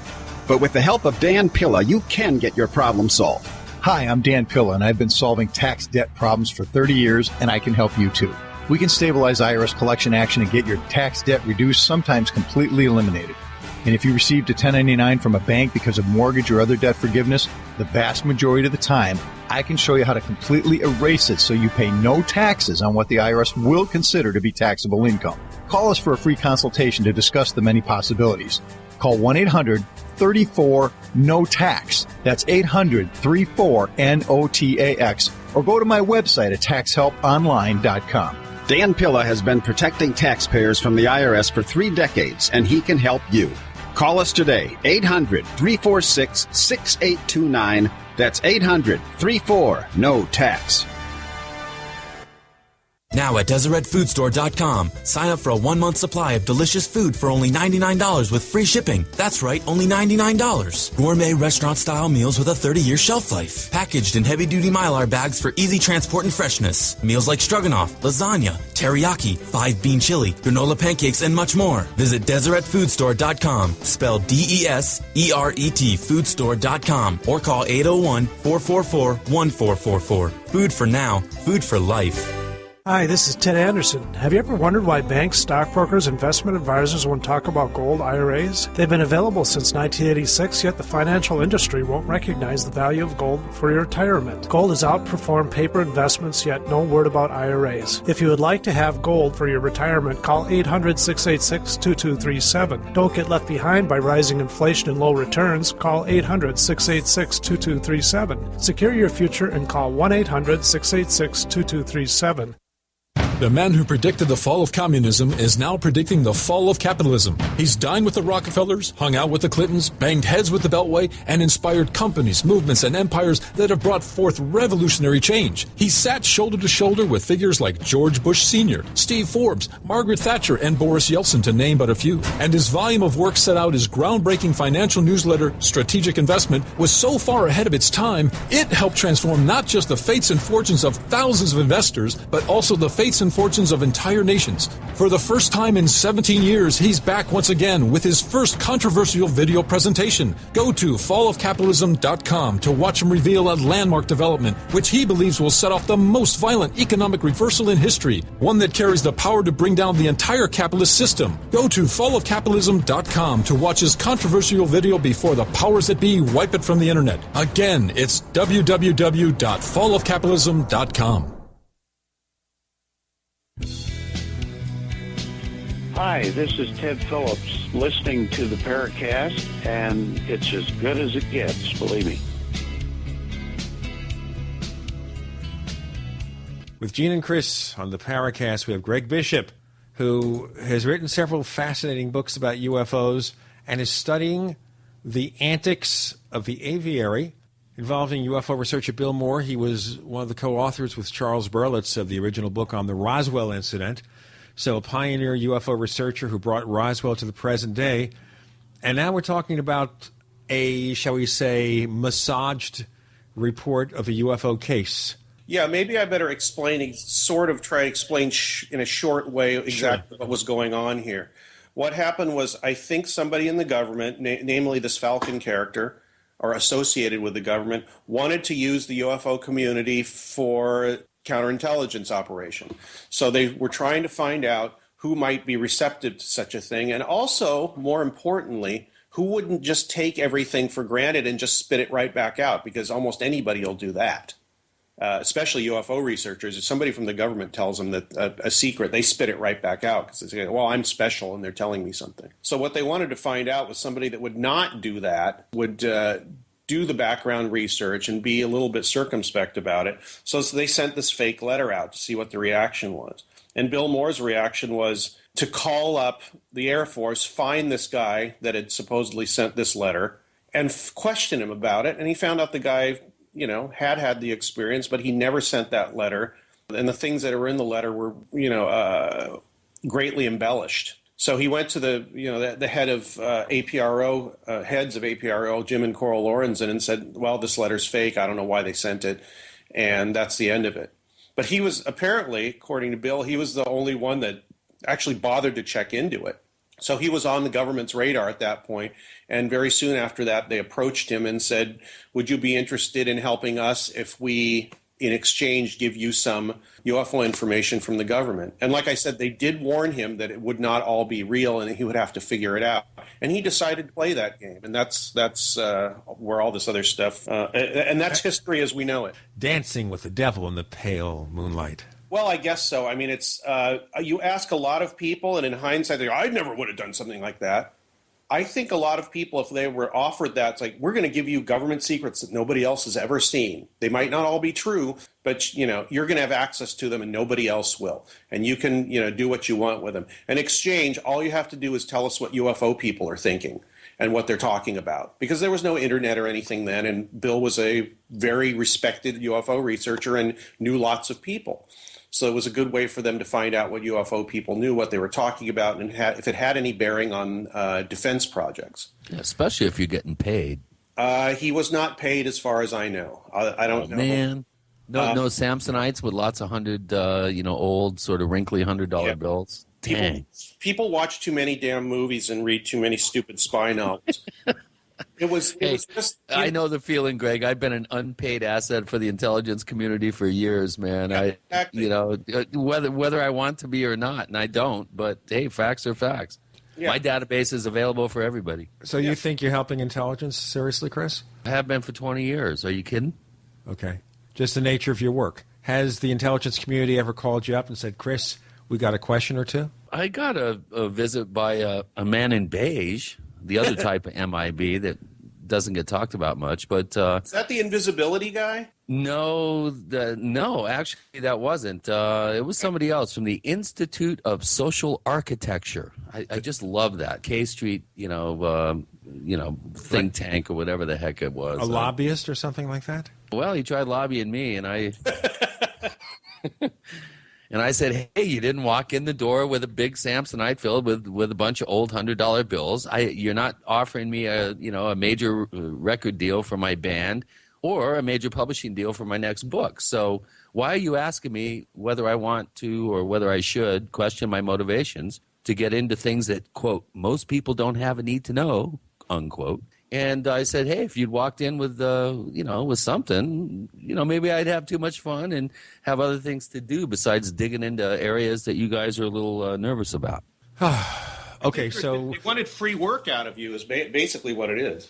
Which is what you're already giving them by publishing your books and doing your... Yeah. I mean, my data is open for everybody. If the CIA is interested, if, some, other foreign intelligence UFO group is interested, or whether it's just, your average buff or a group, hey, great. It's there for you. I work my tail off getting it. It's open and available to anybody. Now, my concern over what was done here, and by the way, listeners, we're going to have more of your questions in a little while. My concern in terms of Paul Benowitz is the fact that they made him practically go crazy because of the things they pulled. Was that because of what Bill Moore did, or did Doty and all the rest get involved? That's another, I think, people place emphasis in areas where that makes them feel worse or better or whatever.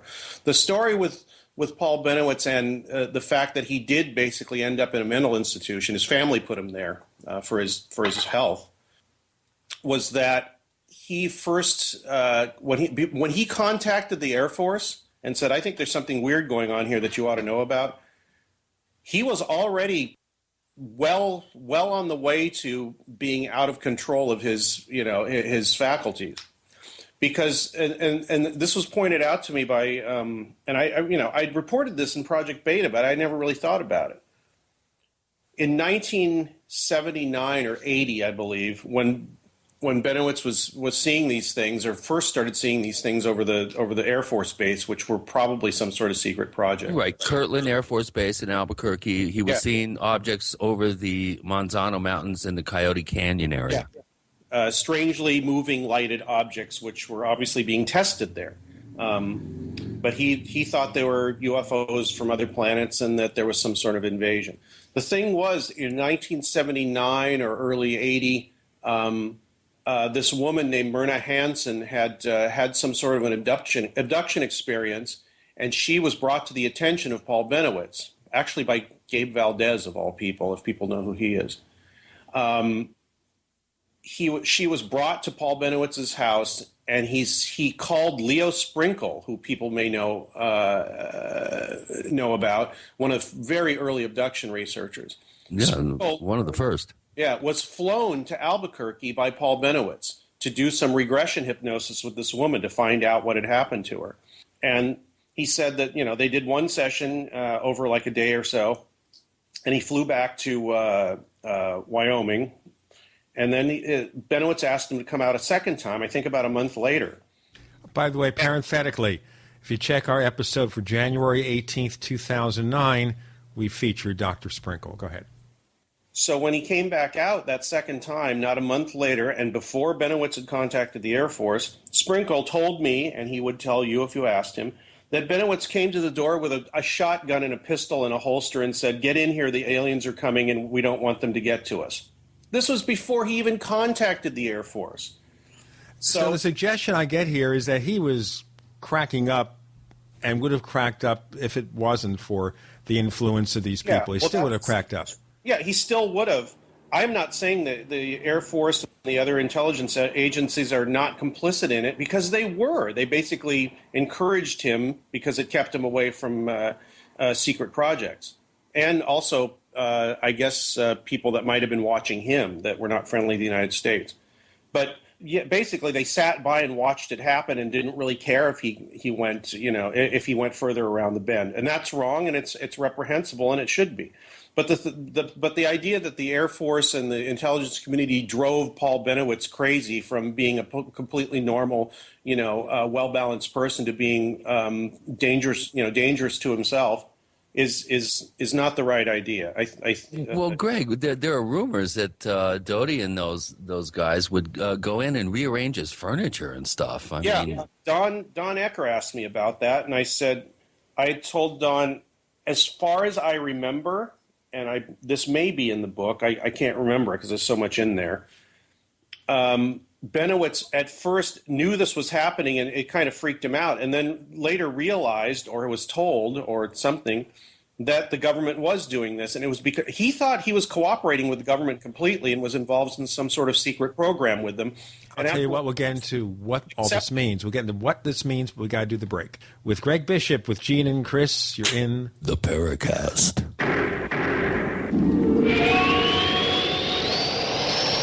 The GCN Radio Network, providing the world with hard-hitting talk radio. GCN. Great talk radio starts here. Whether it's personal mail, whether it's business email, you want reliable, dependable delivery, freedom from spam, freedom from viruses. Well, Polaris Mail offers professional email hosting services for your personal or small business use. Each account uses 25 gigabytes of storage, an easy-to-use webmail interface, and full mobile sync. Sign up today for a 30-day free trial at polarismail.com, polarismail.com. So here's what happened. I was placing an order online. The site went down. It just stopped responding. It took hours before it returned, but I'd already placed the order with another company. If your site goes down, you could lose business. And if you have a business or personal site, you'll want to know it's easy to run and it will stay online. At iWeb, your site is hosted on one of the most reliable networks in the world. Check it out. iWeb.com. That's iWeb.com. Let's keep preparedness simple. Do you need stuff for disasters? Of course you do. For over 15 years, disasterstuff.com has, well, stuff for disasters. See? Easy to remember. Disasterstuff.com. Want free shipping on a new Berkey water filter? Disasterstuff.com is the official Berkey in-stock shipping center. Lots of folks want an EMP Faraday bag to protect sensitive electronics during a solar or nuclear event. Now for a limited time, all survival gear purchases over $75 include a free 8x8-inch EMP Faraday bag. Just enter promo code EMPBAG when you check out at disasterstuff.com. We're also a Country Living Grain Mill authorized dealer. Plus, we offer freeze-dried foods by Alpine Air and Wise Foods. We also carry emergency kits, survival seeds, and much more. Preparedness should be simple,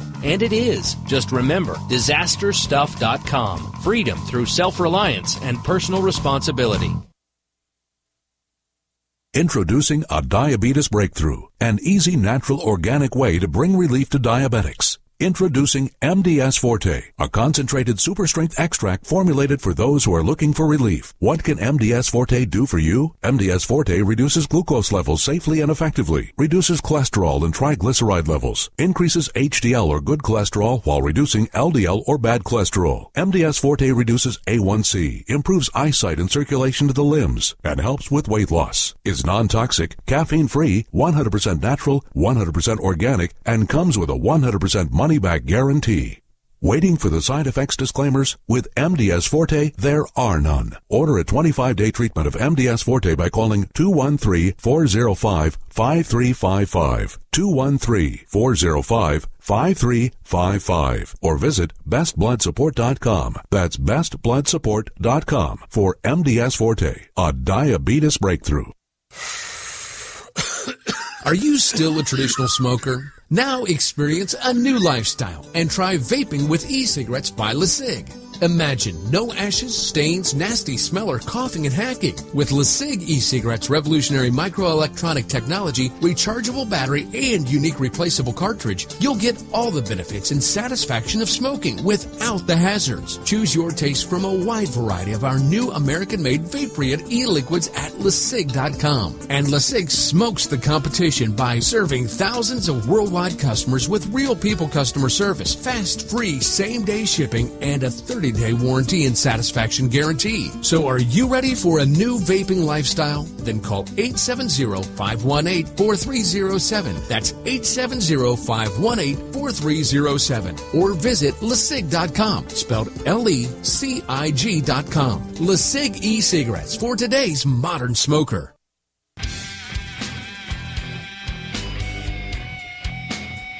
This is Kurt Sutton, the author of UFO Mysteries, and you're listening to the Paracast. With Gene and Chris, we're talking to Greg Bishop. Project Beta was the book that you talked about a lot of this stuff. When did that come out, by the way? 2005. Okay, so today would you do a new edition with more information as a result of what we've got to present? I believe that, and I believe that that Gabe Valdez told me this, who nobody by any stretch of the imagination would think was a U.S. government person. He told me that Benowitz at some point knew that the government was doing this, rearranging his furniture and all that, and that he kind of accepted it as part of his quote-unquote spy work. So he didn't think of that being unusual? No, not after a while. I mean, there were so many other weird things going on with him that I think that was a very minor thing. The fact that he was sending out signals and getting things back, he said that were from the aliens, and other people have seen this too. They saw the messages coming in, the answers he was getting. How was he sending these messages? He had a radio setup that he had built. What people may not realize, he was an electronics whiz. He had an electronics company that still exists. So he built his own radio, listening and sending device, or got something pre-made and adapted it to his own uses, and thought and said he was communicating with some alien race that was giving him some sort of information. And there was intelligent communication between him and whatever this was. What I think it was just somebody from the NSA or something, and I was told this, sitting across the street with a transmitter and just telling him what he wanted to hear. They were having fun at his expense. Now, I have a question here, too, which is implicit in a lot of what you said, and that is things that Benowitz saw may have been government secret weapons. Is a lot of this all about protecting government inventions? A lot of what? A lot of all this craziness going on. That we're talking about on the show? Yeah, I think a lot of it is. People make the mistake that I think, and people that think along the same lines, are saying that UFOs are all caused by the government. I'm not saying that at all. I'm saying we've got to eliminate these things that are secret projects as not part of the core, phenomena of UFOs. And the more that people know, one, what that is, and two, the disinformation involved around it, the more maybe they can filter out the junk, I hope. Okay, so the Benowitz story is he was institutionalized. After about 6 or 7 years of this back and forth with the government and him having, ideas about underground bases and all this, encouraged by the government, actually, his family realized that he was, his health was in danger. So they actually had him put in a mental health facility for about a month and a half, something like that. After he came out, he was, kind of still doing it, but it was much diminished from what it was. And at that point, I think that the intelligence community was not really that interested in what he was doing anymore, and that thing had run its course. So they basically left him alone, as far as I know. Okay, what other activities, what other craziness did these intelligence people do with Bill Moore as the focal point? Well, the one thing that Bill did admit to and told me about, and I think announced in his speech in Vegas in 1989, was that he was told to hand Paul Benowitz a document. What was on the document, which is later referred to as the Aquarius document, was reports of UFO activity around Kirtland Air Force Base, actually including some stuff that Benowitz had supposedly reported to them. What it was an actual teletype sent to the AFOSI and then changed slightly to flatter Benowitz's prejudices. Bill handed this to Paul, and he said that he told him to take it with a grain of salt, and he said that Paul actually he actually locked it away and never mentioned it to anybody. You can't find any reference to this document in any of Benowitz's writings or his letters or anything like that, although it certainly influenced his thinking. Boy, craziness. It's just so murky. It is. And the flight up with Grant Edwards up to Dulce, the helicopter flight, and the secret camera special film that was delivered to the helicopter in a lead box. Ron Regehr had, I think, copies right off the original negatives of the craft, the unidentified craft that actually approached the helicopter on their trip up there. I mean, the whole Benowitz case and your book, Project Beta, I think is really, it opens up this wonderful window of opportunity to look inside the world of counterintelligence with the military and the government. Let's talk about Falcon, though, Greg. You came out recently and announced for the first time the name of Falcon based on your investigative work. Let's talk about this shadowy character. I will de-emphasize my investigative work on this at the outset here, and I will explain why. What happened, and this is what I talked about in this talk I gave online for the Alternative Universe conference. What I talked about was how I found this out. When I was working on Project Beta, I found out who most of these Aviary people were. Bill Moore confirmed some of those names that we had mentioned earlier, like Putoff, Kit Green, Ron Pandolfi, C.B. Scott Jones. He confirmed that those people were people that he was working with, but he would not reveal to me who the head of the counterintelligence operation was, Falcon.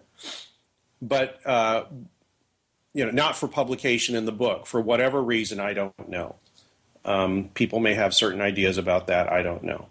Anyway, he said that he did the classic intelligence thing with me. He gave me hints and then said if I guessed it, he would tell me I was right.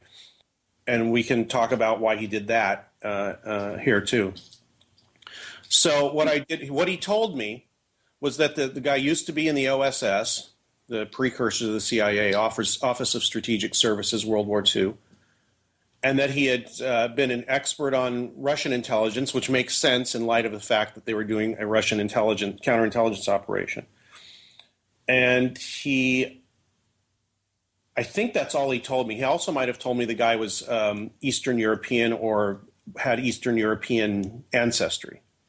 Okay, so I started off with that. So I started throwing names out at him, almost willy-nilly. I started with people like, I'm trying to think of the names that I came up with.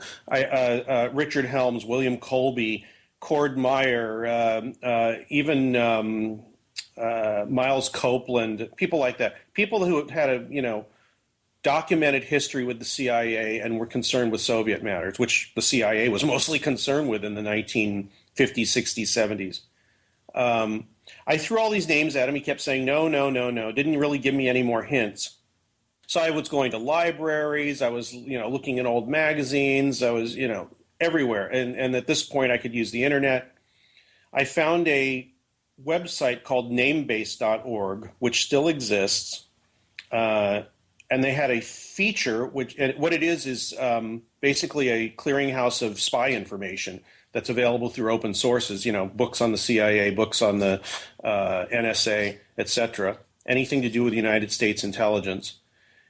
And they took all that information in these open sources and put it online, like who knew who, when things happened, what projects were going on. And they used to have a thing called proximity search, where you could type in somebody's name. For instance, I would type in Frank Wisner, who used to be in the CIA and ran a lot of their propaganda stuff. And you put that name in, and a diagram would come up showing you that person's name in the middle and this huge web of names around it with lots of lines connecting them. Like a corporate flowchart. Well, sort of, but it was basically like a big, messy spider web. Ew. Now, we have about a minute left with this segment, and then we'll continue, but go on. Okay. It was this big, messy spider web, and all these names would pop up. And, the names I was talking about popped up. So I gave him a few more names, and he finally, I think he was tired after 10 months of me saying, is this guy, is it this guy, is it this guy? And he finally, when nobody was around, when we were out in the middle of nowhere on a hike, he told me the guy's name. And as it turned out, that name was on that list I had. I just hadn't brought it up yet. So when I said that Bill told me I had guessed it, I didn't guess it, but it was in the list of names I had of guesses of people that it could have been. And he confirmed it to me at that time, and I've been trying to confirm it ever since. And I gotten as far as I could gotten, so I finally just announced it. Exciting.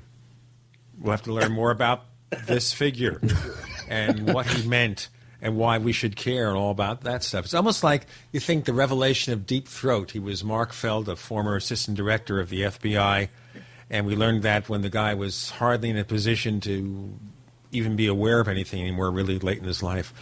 We have someone who is not late in his life, really young guy named Greg Bishop. We're exploring the Aviary, and we are unmasking the Falcon, who he was. With Gene and Chris, you're in the Paracast.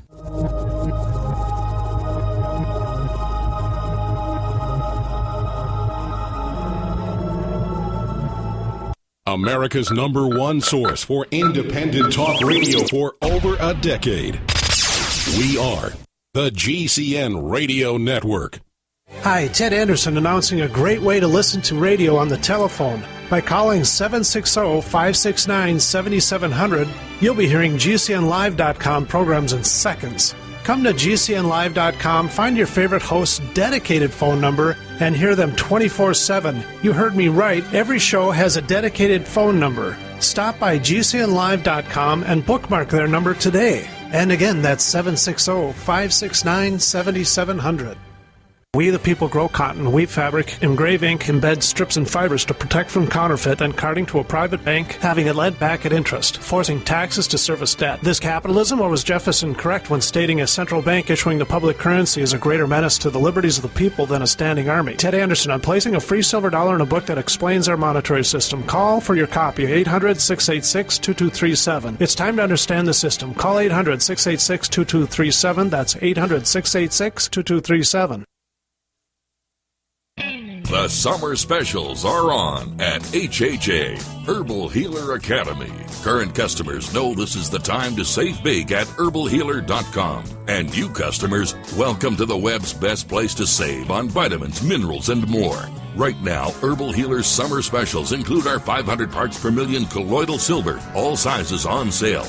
Liquid CalMag Vitamin D and Organic Iodine, CoQ10 with Hawthorne, Colon Enhancer, Super 2, Natural Laxative, our exceptional product Tonicsyn, Memory Power, and Super Male and Vemplex, all on sale for summer at herbalhealer.com. Also get 10% off on the Herbal Healer Academy Survival Course. Information that might save your life. Enjoy same-day shipping and free online newsletter. Log on to our nation's leader in supplying quality natural medicine and education since 1988.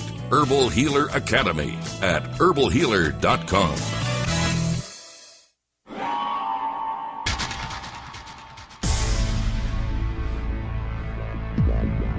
Welcome back to the Paracast, the gold standard of paranormal radio. And now, here's Gene Steinberg. One of Chris's quieter the Paracasts, Greg Bishop, joining us.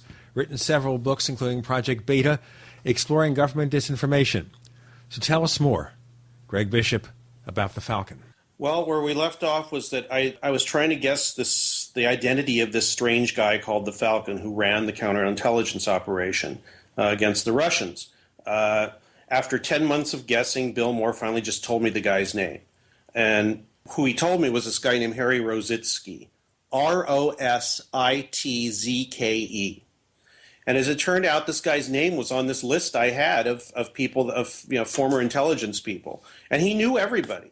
He was head of counterintelligence at the CIA for quite a while. He had worked in India, Pakistan, the Indian subcontinent area, monitoring the Russians. He had actually worked after World War II with Reinhard Gehlen, who was the head of the Nazi intelligence operation. God, he's the one that helped coordinate Paperclip.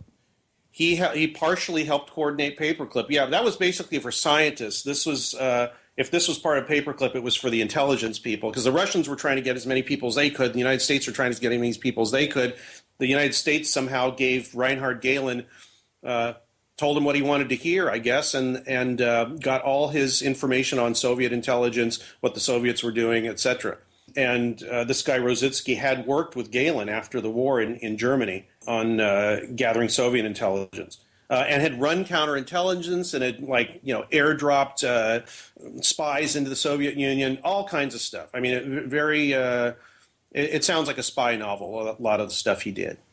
By the 1980s, he retired, I believe, from the CIA in, I think, 1971, I believe, sometime around there. Maybe it was the early 60s. Anyway, he was there for well over 20 years. And the story was, at least as I was told, he was brought out of retirement because of his expertise with Soviet intelligence and what he knew about them and their methods to run this, off-the-books, unofficial operation, which apparently was headed by Richard Helms, who was also obviously retired but used to be the head of the CIA in, when was it, Chris? The early 60s? It was during the Nixon administration, so it was the late 60s. Yeah, exactly.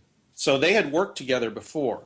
So by the way, just for everyone's reference, Richard Helms, who died in 2002, was the director of CIA from 1966 through 1973. Right. Oh, that's the other thing I forgot to say about Bill's hints to me. He said that he had died already, like around after 2000. So that was another thing that narrowed it down. And Richard Helms was actually one of the names I had come up with. And it's funny because Bill kind of smiled. I think he smiled and said, warm, but not quite it. So what happened was, as it was explained to me, was that these former intelligence people got together to do what they had been doing all their lives so very well, which was working against Soviet intelligence. And they would take this information, however they got it, through people like Bill Moore or whoever they were involved in the operation, and pass it up the chain to Richard Helms, and Helms would pass it through back channels to the CIA, the actual working, employed at that time CIA people, as just another source of information. Because, who would not want to do what you've been doing all your life and doing very well at and doing, and having fun at, if asked to do so? I don't think it was. Yeah, he's a team player. And it's also, you're retired after all that activity in your life, and this is a way to keep going and to be relevant. Yeah, so that's what they were doing. It's, the next question from a lot of people is, why should we trust Bill Moore and why should we trust what he was saying? Well, the point to me was, unless he was involved in some huge story about Soviet counterintelligence and all that, everything he, other researchers, people inside and outside the government told me all made sense in light of what he told me about Rositsky. It just seems to make sense to me, which is why, that when I did my speech at the end of the talk, I said, look, I don't know if I'm right. I would like it if somebody could, with more time or more importantly, more access, or what in the intelligence community is called tickets, than I have, to do some research on this and see if they can confirm it or deny it. I'm not saying that Harry Rositsky was Falcon. I'm just saying that's the best guess I have right now. And I know it wasn't Richard Doty, because Richard Doty was not in a position to do what Falcon did. He was a player in the operation, not the person, not the ringleader. And if you know Doty, he's not a ringleader type. He's very good at what he does, which was counterintelligence. But he's not he's not the person that would lead something like this. He's a soldier, not a whatever. He's a soldier, not a general, or whatever. Okay, we get that. All right. Now, anything else we can get about the life of this guy, Rositsky? Well, you can look at. I looked it up online and went and actually ordered one of his books online. It was called The CIA's Secret Operations. That was released in 1977, and another one called KGB: The Secret Eyes of Russia, I believe, something like that. Published in 1981, right in the middle of all this aviary business. But he was like I said, he was a Soviet counterintelligence expert. He was born in New York. In oh God, how old was he? I can't remember. He was born in the teens, I think, in New York, and his parents were from Eastern Europe, Polish, I believe, Rositsky. He had gone to Harvard and gotten an advanced degree in German language. His dissertation was on High German, like Old High German. What's the word? It was on Old High German and the structure. Kind of person, I guess, you'd want to be involved in intelligence in World War II. He'd be ideal. Exactly. His personality fit the spy thing perfectly. He was very methodical about what he did. He was very discreet about how he went about his business. He had a respect for the Soviet intelligence community and what the way they went about what they did. He didn't consider them evil, bumbling, or stupid. He just considered them an adversary that he had to outwit. That kind of dispassionate attitude about your adversary is really helpful in that kind of work, I think. To the point at which he was actually reported to the FBI as being a communist sympathizer, because he had said something nice about the Soviet Union, I believe. And this was revealed in a document that this guy Brian Parks, I've mentioned before, found through FOIA, which describes, I think in 1963, some woman had said that had reported Rositsky, and the FBI went out to investigate him. And their report was, in light of the employment of this man, we are closing this investigation right now. Basically, they found out he was a CIA guy that was working on the Soviet thing, and they said, he's not a Soviet spy. He's working against the Soviets. He's one of us. He's not one of them. Hey, this is a fascinating development, and what we take away from this, that this aviary organization was really, really a heavy-duty, serious thing because of this guy's involvement? I don't think it was a heavy-duty, serious thing. As far as the UFO community is concerned, yes, it's a heavy-duty, serious thing. As far as history and most people are concerned, it's not really that important. The more important part of it in the larger picture is, how the UFO community was used as a tool in a counterintelligence operation, and all the repercussions that had throughout the years and decades afterwards, and we're still living with a lot of the implications from it. And I think what the UFO community fails to do is just say, look, it was a weird time we were screwed with, and it was bad, and we should learn from this and move on. But what a lot of people want to do is complain and whine about it and get self-righteously indignant. And I think that's wrong. I think the dispassionate route is probably a little bit better. And then another thing, I was talking to my friend Richard Saraday on my show the other day, and we came up with the idea that basically what happened to Paul Benowitz has happened to the entire UFO community over the last 20-something years. You know, we've all been messed with in one way or another. Yeah, they have a certain idea about something. Not all of the UFO community, but some people. They have a certain idea about something. They stick to it no matter what disconfirming evidence comes, and they're not open-minded. A lot of people aren't open-minded about other possibilities, or the possibility that they have been fooled and to drop that and move on. Stuck in a rut as it goes. Yeah. We have Greg Bishop, and we're exposing, I guess, to some degree, the aviary. We've got questions from our listeners, quite a few. We'll try to get to some of them in our next segment with Gene and Chris. You're in the Paracast.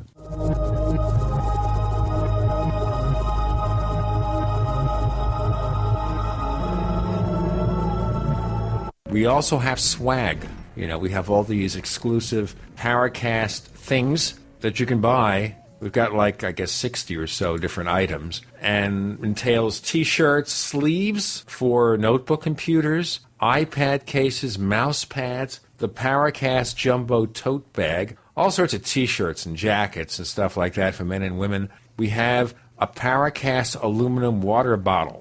All this stuff, you go to store.theparacast.com, store.theparacast.com.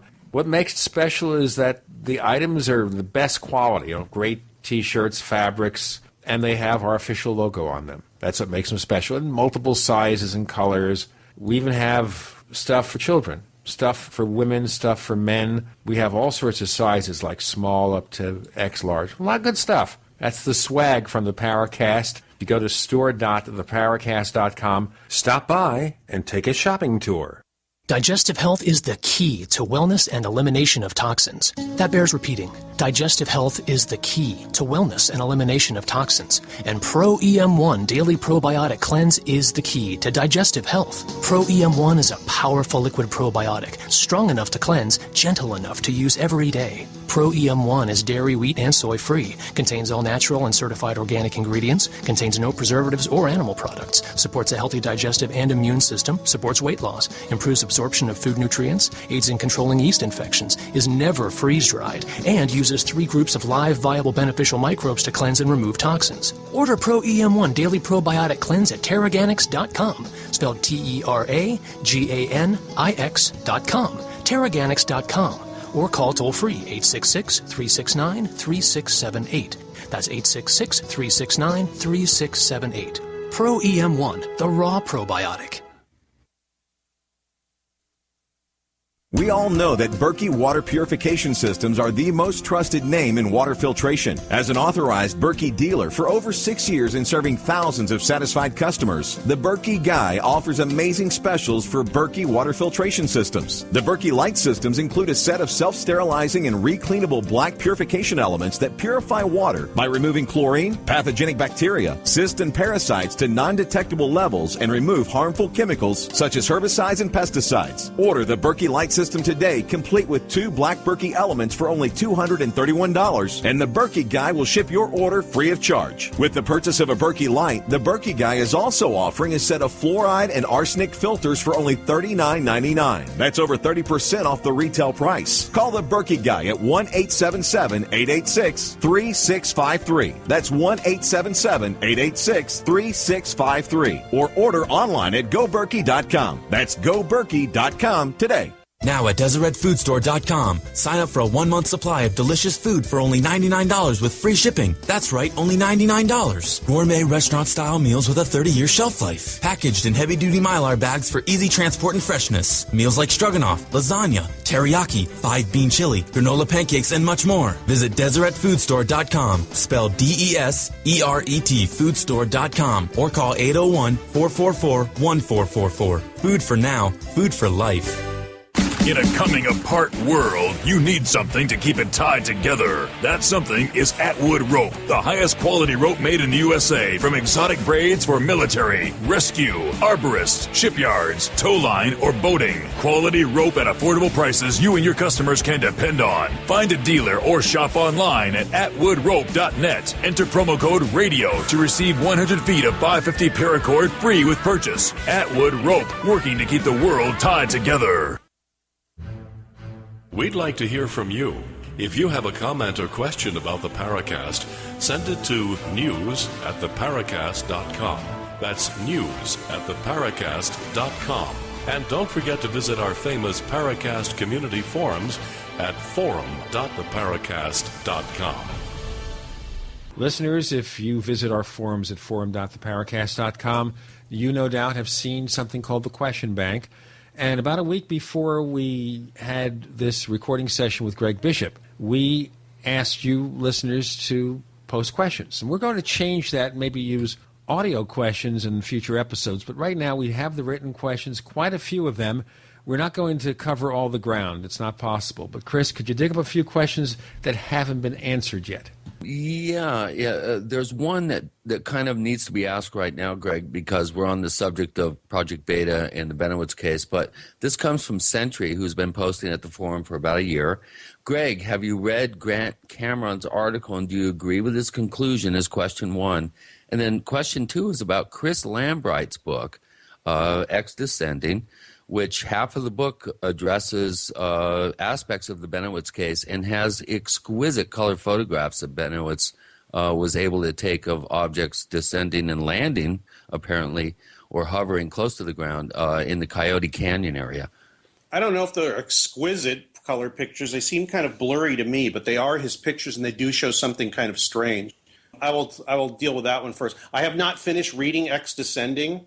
I don't know if I agree with the opinions yet because I haven't finished the book. So far, I think it's a pretty good book, and I'm very interested. I wish he had the photographs that he does reproductions of from Ray Stanford. I don't know why he doesn't have the actual stills of the film and the photographs in there. That's up to Stanford. Stanford won't release them.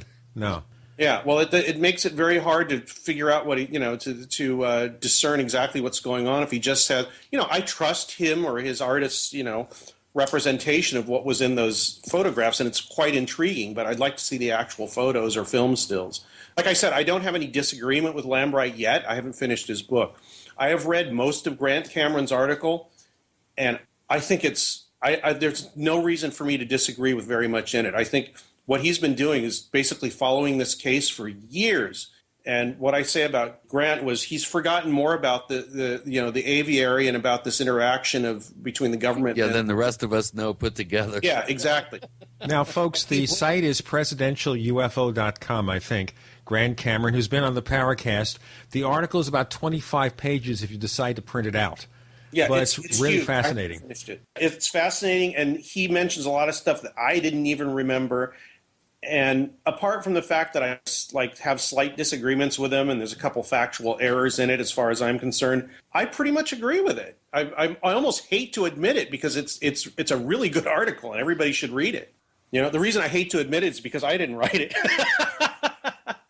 But it's damn good, and anybody reading this should read that. And also if you're interested in Chris Lambright's take on what was going on at Kirtland, very definitely get that book. I just got a Kindle download of it, very easy to get, and I'm reading that. But I don't have anything really negative to say about either of those two things, apart from what I said about Chris's book and the photo reproductions in it. I'll just remind our listeners to check our archives for the shows we did with Grant Cameron and with Chris Lambright. Now, Mr. O'Brien got some more questions for Greg. I do, and this comes from a longtime poster, Blowfish, who's very active at forum.theparacast.com, and he says, hello, Gene, Chris, and Greg. number one, Greg Bishop, you have mentioned in your own excellent radio show, Radio Misterioso, that your father served in the U.S. military forces during the Korean War.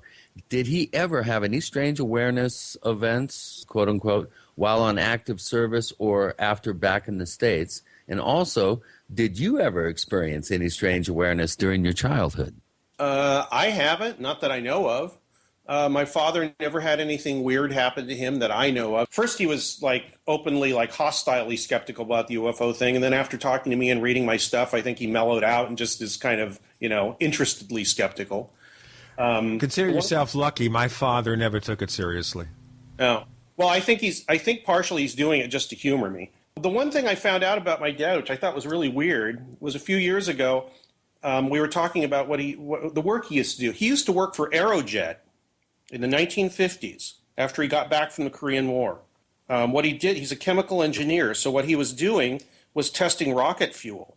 And I said, what's one of the things you really remember about that job that just kind of sticks with you? I think that was my question. He said, I was doing an experiment with some sort of substance, some compound, rocket fuel we were testing once. And I was in a lab and I had a face shield on and, I was transferring the substance from one thing to, one place to another. And one drop fell off the end of a little pipette and fell on a table. And he said the explosion was so loud he lost his hearing for a few days. I said, whoa. Wow. What was that stuff? Holy moly. And for the first time ever, my dad said, I don't think I'm allowed to talk about it. I said, what? This is the 50s. I could probably look it up on Wikipedia. He said, I'm not supposed to talk about it.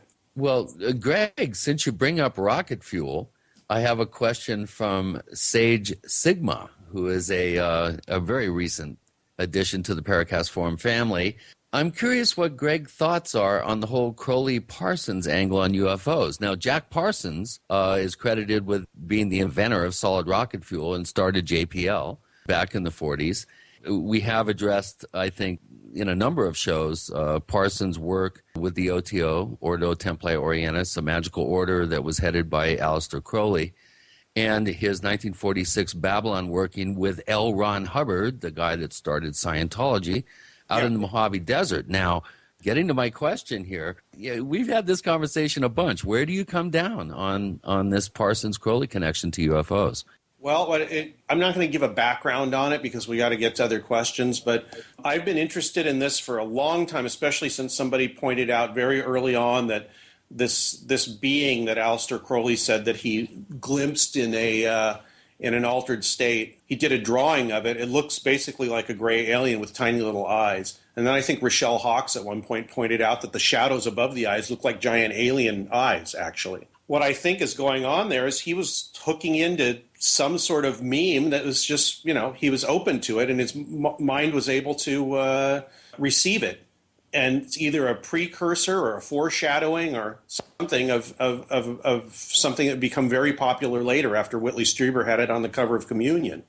I think right, yeah. 1919 was the Lamb encounter. That's and right. There are a couple of hints around in the research that Crowley actually walked hand in hand on the beach at Montauk when he had done the Alamancha working, but we digress. Yeah. So what about Parsons, though? Do you think Parsons was able to actually manifest a moonchild out in the Mojave Desert in 1946? I don't know what he was able to do. What I get from reading his biography, my favorite one is the Sex and Rockets by John Carter. The impression I get from Parsons is that he read a lot into things that a lot of other people would say, what, huh? Crowley even said that. I mean, Crowley didn't really care about Parsons that much for all that Parsons brought up Crowley and said he was his, hero and all that. I think Crowley looked... Crowley kind of distanced. Yeah, well, he did. I think he looked on Parsons as just basically somebody that gave him money. So we like to look at that with our bosses in many places. He's the guy who gives us money, he signs the checks. Hey, we've got Greg Bishop joining us with Gene and Chris. You're in the Paracast.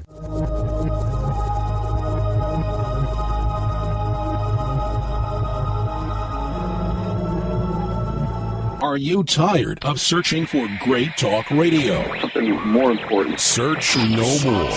We are the GCN Radio Network. Graphic Converter is the image manipulation tool for the rest of us. It does not use any database. You get full control of all your files. Want to view the images of a folder? Drag it into Graphic Converter and a powerful browser opens up to show your image files. You could use it for slideshows. You could use it to import images from digital cameras or from scanners. Need to do some image editing? You can do that too in Graphic Converter. Also print catalogs. Convert from so many formats I can't even list them. Download now to see if Graphic Converter is good for you, like 1.5 million other users. Guess what? You could save money when you buy Graphic Converter. Use the coupon code Night Owl. Use the coupon code Night Owl to get a special price for Graphic Converter. Go to lemkesoft.com. That's LEMKE soft.com. LEMKE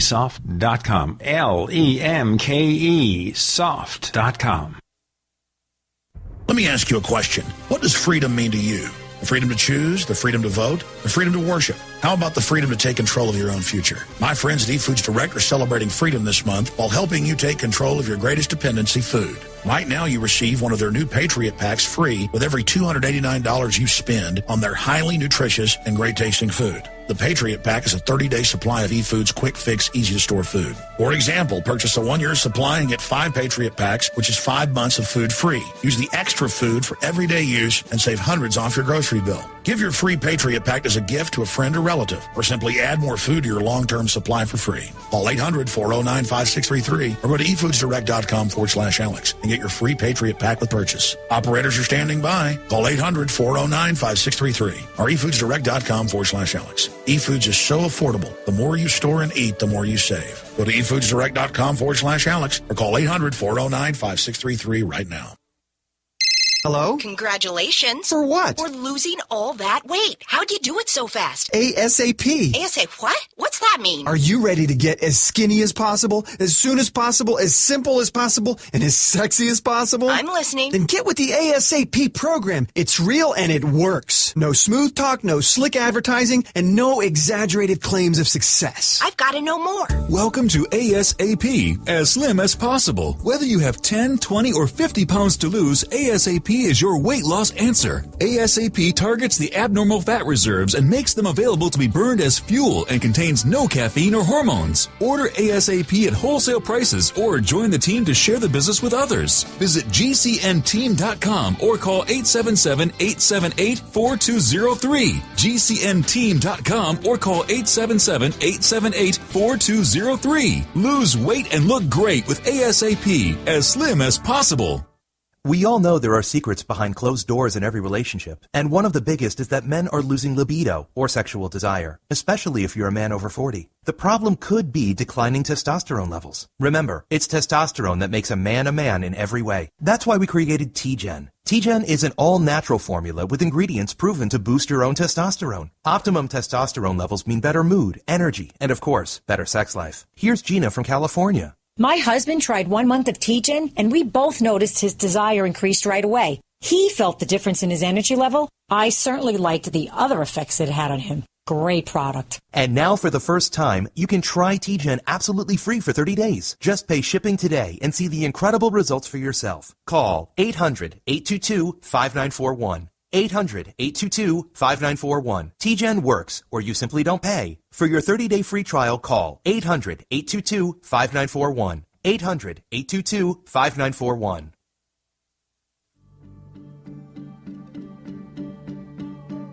Hi, this is nuclear physicist lecturer Stanton Friedman. You are listening to the Paracast, the gold standard of paranormal radio. We have 2 more segments to spend with Greg Bishop, with Gene and Chris in the Paracast. Greg has written such books as Project Beta. He has that radio show, Radio Mysterioso. He'll tell you later how you can hear the show, because a lot of unfettered, uncensored conversation. Okay, well, Ward has a question. We just need to dip back into the Benowitz material here quickly, but Ward brings up a question about multiple people reported seeing strange floating orbs in Benowitz's residence. And something about Bill Moore reported he was overcome with a sort of hot flash when Paul said aliens were scanning them while they were both, I guess, in Paul's home. Does that particular event ring a bell? It doesn't. It doesn't to me. Yeah, well, I think he mentioned that on my show, and that's where Ward got that from. What Bill said was he said he felt like, he felt like suddenly he got very hot and it felt very uncomfortable. And that was before Benowitz said, oh, well, they're scanning that. It was either during, I can't remember. But he said that Bill got this very strange, autonomic nervous response when Benowitz said, oh, they're scanning us right now. And Benowitz knew that because I think he just knew, or he knew what the feeling was. And Bill said he was never able to explain that, and he didn't know what that was. I don't know what it was either. It might have been some sort of psychotronic device that was being used on Benowitz. I have no idea. Well, that's Ward's follow-up question. Do you think AFOSI was, or an equivalent, were producing these anomalies, directing them at the house? And that's a good question. I mean, what a perfect little Petri dish to test out some emerging technologies for counterintelligence. Yeah, well, considering all the stuff that was going on around Benowitz at the time, I would opt for it being, some sort of device that the humans were using and not alien. If there are any alien things around or UFO things around during Benowitz's, during the period we're talking about in Paul Benowitz's life, I think it was minor in compared to what Benowitz said they were and what most people think they were. Right. There definitely were UFOs flying over Kirtland. There were reports made about it. Those were actually released, I believe, to Bill Moore. But whether that has any relationship to what Benowitz was concerned about, I think it's very little.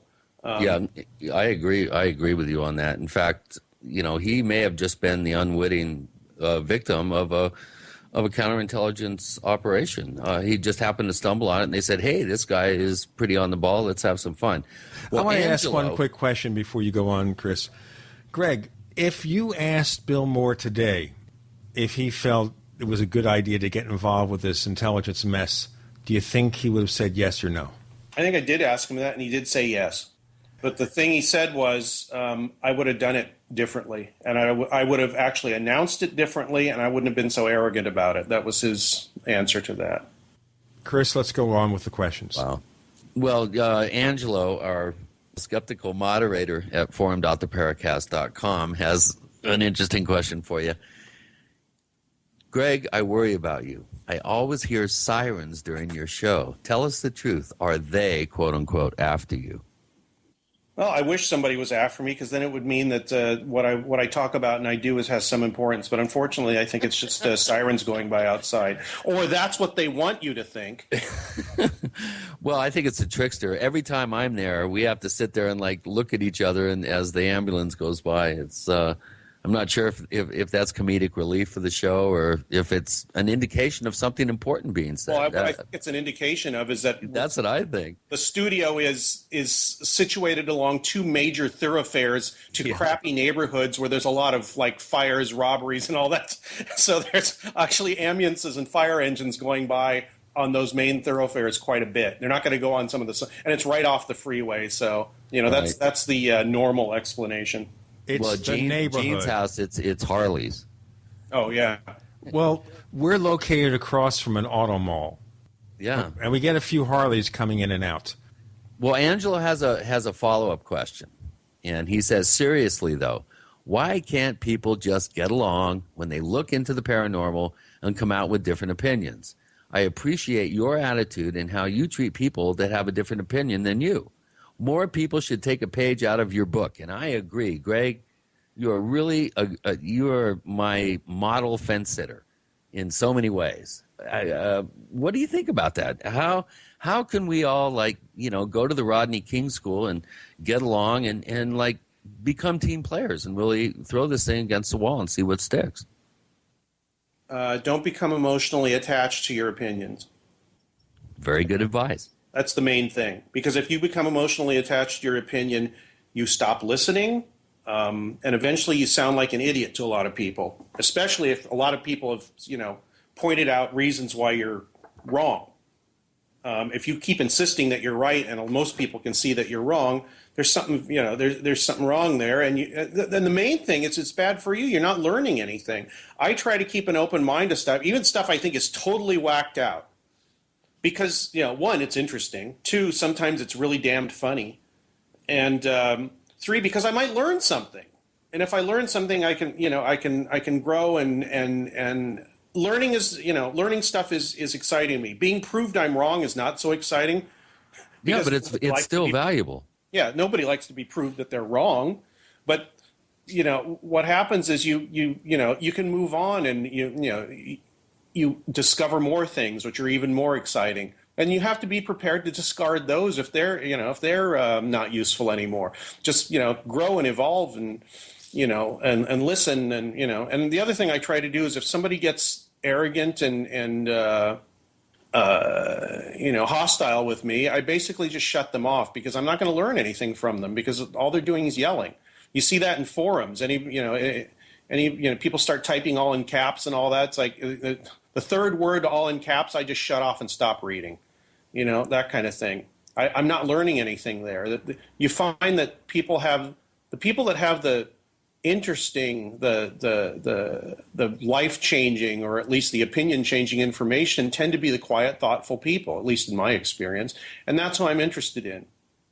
Yeah, point well taken. Also, being emotionally attached is a problem, but being egoically attached, kind of ratchets that whole thing up, and they're both kind of different sides of the same coin, but that's really important. People have to be open-minded. And admit that maybe they're too far out there with their particular, opinion or theory or whatever take on the whole scene. Yeah, I mean, I've said this before. What's with the certainty fetish? Right.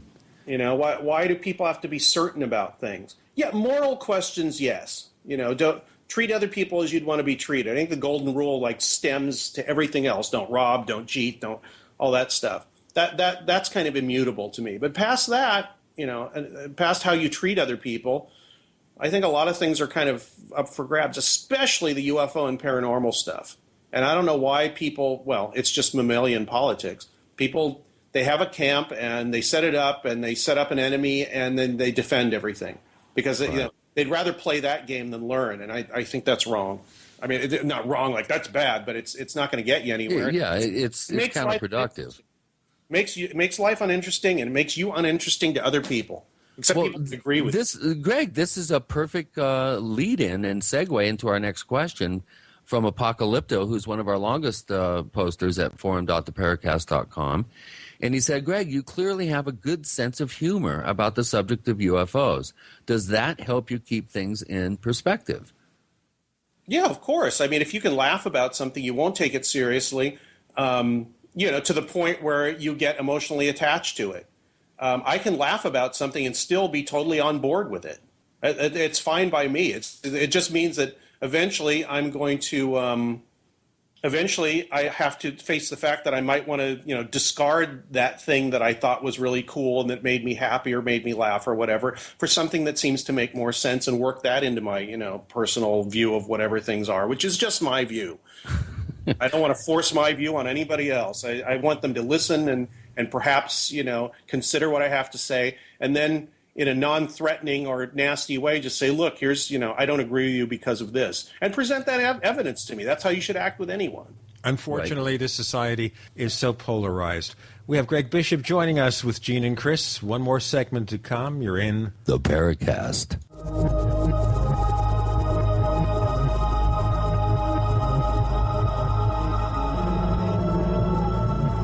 The GCN Radio Network, providing the world with hard-hitting talk radio. GCN.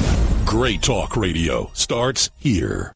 If you want to get your website online and you need reliable service, first-class service at the lowest possible price, there's only one place to go. Well, DreamHost has a special promotion with our show where they'll offer you unlimited disk space, unlimited bandwidth, one-click web apps such as WordPress, 24/7 support. You can save over $55. You want to know how? Go to DreamHost.com/radio, DreamHost.com/radio. Whether it's personal mail, whether it's business email, you want reliable, dependable delivery, freedom from spam, freedom from viruses. Well, Polaris Mail offers professional email hosting services for your personal or small business use. Each account uses 25 gigabytes of storage, an easy-to-use webmail interface, and full mobile sync. Sign up today for a 30-day free trial at polarismail.com, polarismail.com. Let's keep preparedness simple. Do you need stuff for disasters? Of course you do. For over 15 years, disasterstuff.com has, well, stuff for disasters. See? Easy to remember. Disasterstuff.com. Want free shipping on a new Berkey water filter? Disasterstuff.com is the official Berkey in-stock shipping center. Lots of folks want an EMP Faraday bag to protect sensitive electronics during a solar or nuclear event. Now, for a limited time, all survival gear purchases over $75 include a free 8x8-inch EMP Faraday bag. Just enter promo code EMPBAG when you check out at disasterstuff.com. We're also a Country Living Grain Mill authorized dealer. Plus, we offer freeze-dried foods by Alpine Air and Wise Foods. We also carry emergency kits, survival seeds, and much more. Preparedness should be simple, and it is. Just remember, disasterstuff.com. Freedom through self-reliance and personal responsibility. There are so many benefits you can get from taking unheated whey protein. It helps put out the fire of inflammation and the pain it is causing, eliminate the craving for carbohydrates, better sense of well-being, weight loss, muscle strength, energy and growth, and optimal glutathione production. Glutathione is the #1 means by which you detoxify all toxins, and this is vital to you feeling and looking good again. Consuming One World Whey is the most powerful way to raise glutathione. People report the elimination of pain and bloating after 1 month, as well as an improvement in strength, energy, and blood sugar. Children love the flavor and prefer it over junk food. One World Whey is performing mighty miracles for young and old. It is superior, unique, and unprecedented from any other whey protein powder on the market. Call 888-988-3325. Mention coupon code KNOCKOUT and you'll receive a free tube of Knockout Pain Cream with your order, which eliminates soft tissue pain in 10 minutes for 90% of users. Call 888-988-3325 or visit oneworldwhey.com. That's oneworld, WHEY.com. Would it save you time to get the best quality water filters and the best quality storable foods from one company? You bet it would, and now you can at BigBerkeyWaterFilters.com. Big Berkey water filter products and great tasting, long-lasting, storable Wise Foods are both now available on one website, BigBerkeyWaterFilters.com. Wise Foods, ready-to-eat meals are packed in airtight nitrogen pouches and come with a 25-year shelf life. Big Berkey water filters are powerful enough to purify treated, untreated, or even stagnant pond water. Combine Berkey water filters with Wise Foods for an unbeatable preparedness combination. Get free shipping on every order over $50, and GCN listeners receive 5% off all ceramic filter systems. Visit Big, BERKEY, waterfilters.com or call 877-99-BERKEY. That's 877-99-BERKEY, or go to BigBerkeyWaterFilters.com. Hello, this is Rosemary Ellen Guiley, and you're listening to the Paracast, the gold standard of paranormal radio.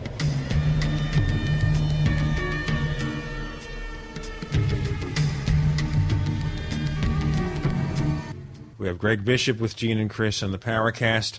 Chris, on the last segment, how many more questions do we have? I don't know if we can get to all of them. We have a few, but Greg was talking about, the whole concept of being non-attached or unattached to your particular pet theory or opinion. It's almost like the perfect UFO investigator is going to come along and it's going to be a practicing Buddhist or something. You have to have this level of non-attachment or unattachment to any particular theory because it is so ephemeral. It's like trying to capture Mercury. It's like assuming then that anything you believe about UFOs or expect can very likely be wrong, and if it is wrong, just get on with your life. Exactly. You can't be attached to it. I have a question from a Tucson resident, Digital Trickster. He says, I live in Tucson, Greg, and I'm curious what cases or locations in Arizona, other than the Phoenix Lights incident, that you've looked into. Tell us about Arizona. What do you think of this state in terms of the UFO phenomenon? I think apart from New Mexico, it's it's been one of the UFO hotspots for the longest time. I love Tucson. In fact, they have that great Davis Monthan Air Museum there, which is one of the best air museums I've ever seen. As far as cases in Arizona go, the only other thing I can think of that is famous, at least in UFO circles, is that the Kingman UFO crash, which has never really been proven to be anything except possibly some piece of military hardware that crashed. And well, then we can't forget Travis either. Travis. Of course, Travis Walton. I went to the eclipse with him and his girlfriend a couple months ago. Oh, really? Albuquerque. Yeah, I made it a point of not mentioning UFOs to him the entire time we were hanging out. I'm sure he appreciated that. And when we got to, at the end of, when it got dark and the eclipse was over, I said, can I take you guys to dinner? So we went out to dinner, and he opened up to me and talked to me about stuff that I was going to ask him anyway, which was great.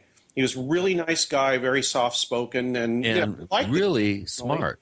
The guy is he's not just like a cowboy out in Snowflake, Arizona. This guy is well-read, very articulate, and really on the ball, I think. Yeah, and I liked him very much personally. Very nice guy. And I'm trying to think of other Arizona famous. Obviously, APRO was located in Tucson for many, many years. Right. That was their base of operations. Hey, Chris, is anything coming about with the APRO's files in the warehouse there in Tucson or Phoenix, I guess? Well, Brian and his erstwhile girlfriend, wife, I every few months I leave a message. Occasionally I get really frustrated and leave like 5 or 6 messages in one day. They've moved. I can't find where they're located, but I'm telling you, they're the ones that have the key to the warehouse for all the file cabinets for the APRO files. So this is in a warehouse or a storage house or a storage shed or something, right? Well, it's not that big. It's just it's your standard, run-of-the-mill storage unit. This is physically paper files because we're talking about an organization that existed in the 50s, 60s, and 70s and like that. For all the whining I say about UFO organizations and how they should be done away with because they haven't done anything, I think the real valuable thing that civilian UFO organizations done was collect all this data. And all that data has to be entered into a database so that we can start looking at that data in different ways that we can't by just like pulling papers out, because it's cross correlation and correlations and all that may emerge by a kind of a meta-analysis of all this stuff. And I think that's what the importance to me of these APRO files are, and getting them out of there before they get burned, disappear, or whatever. Well, I'm working on it. I know who has them, and they owe me some big favors. In exchange for access to the files, I did quite a bit of pro bono video work for them, and they totally freaking diss me. And send them a bill, Chris. Send them a big bill and say, okay, you owe me they were implicated 10,000. in the selling of a stolen crystal legacy of a crystal collection. It's gotten tawdry over the years.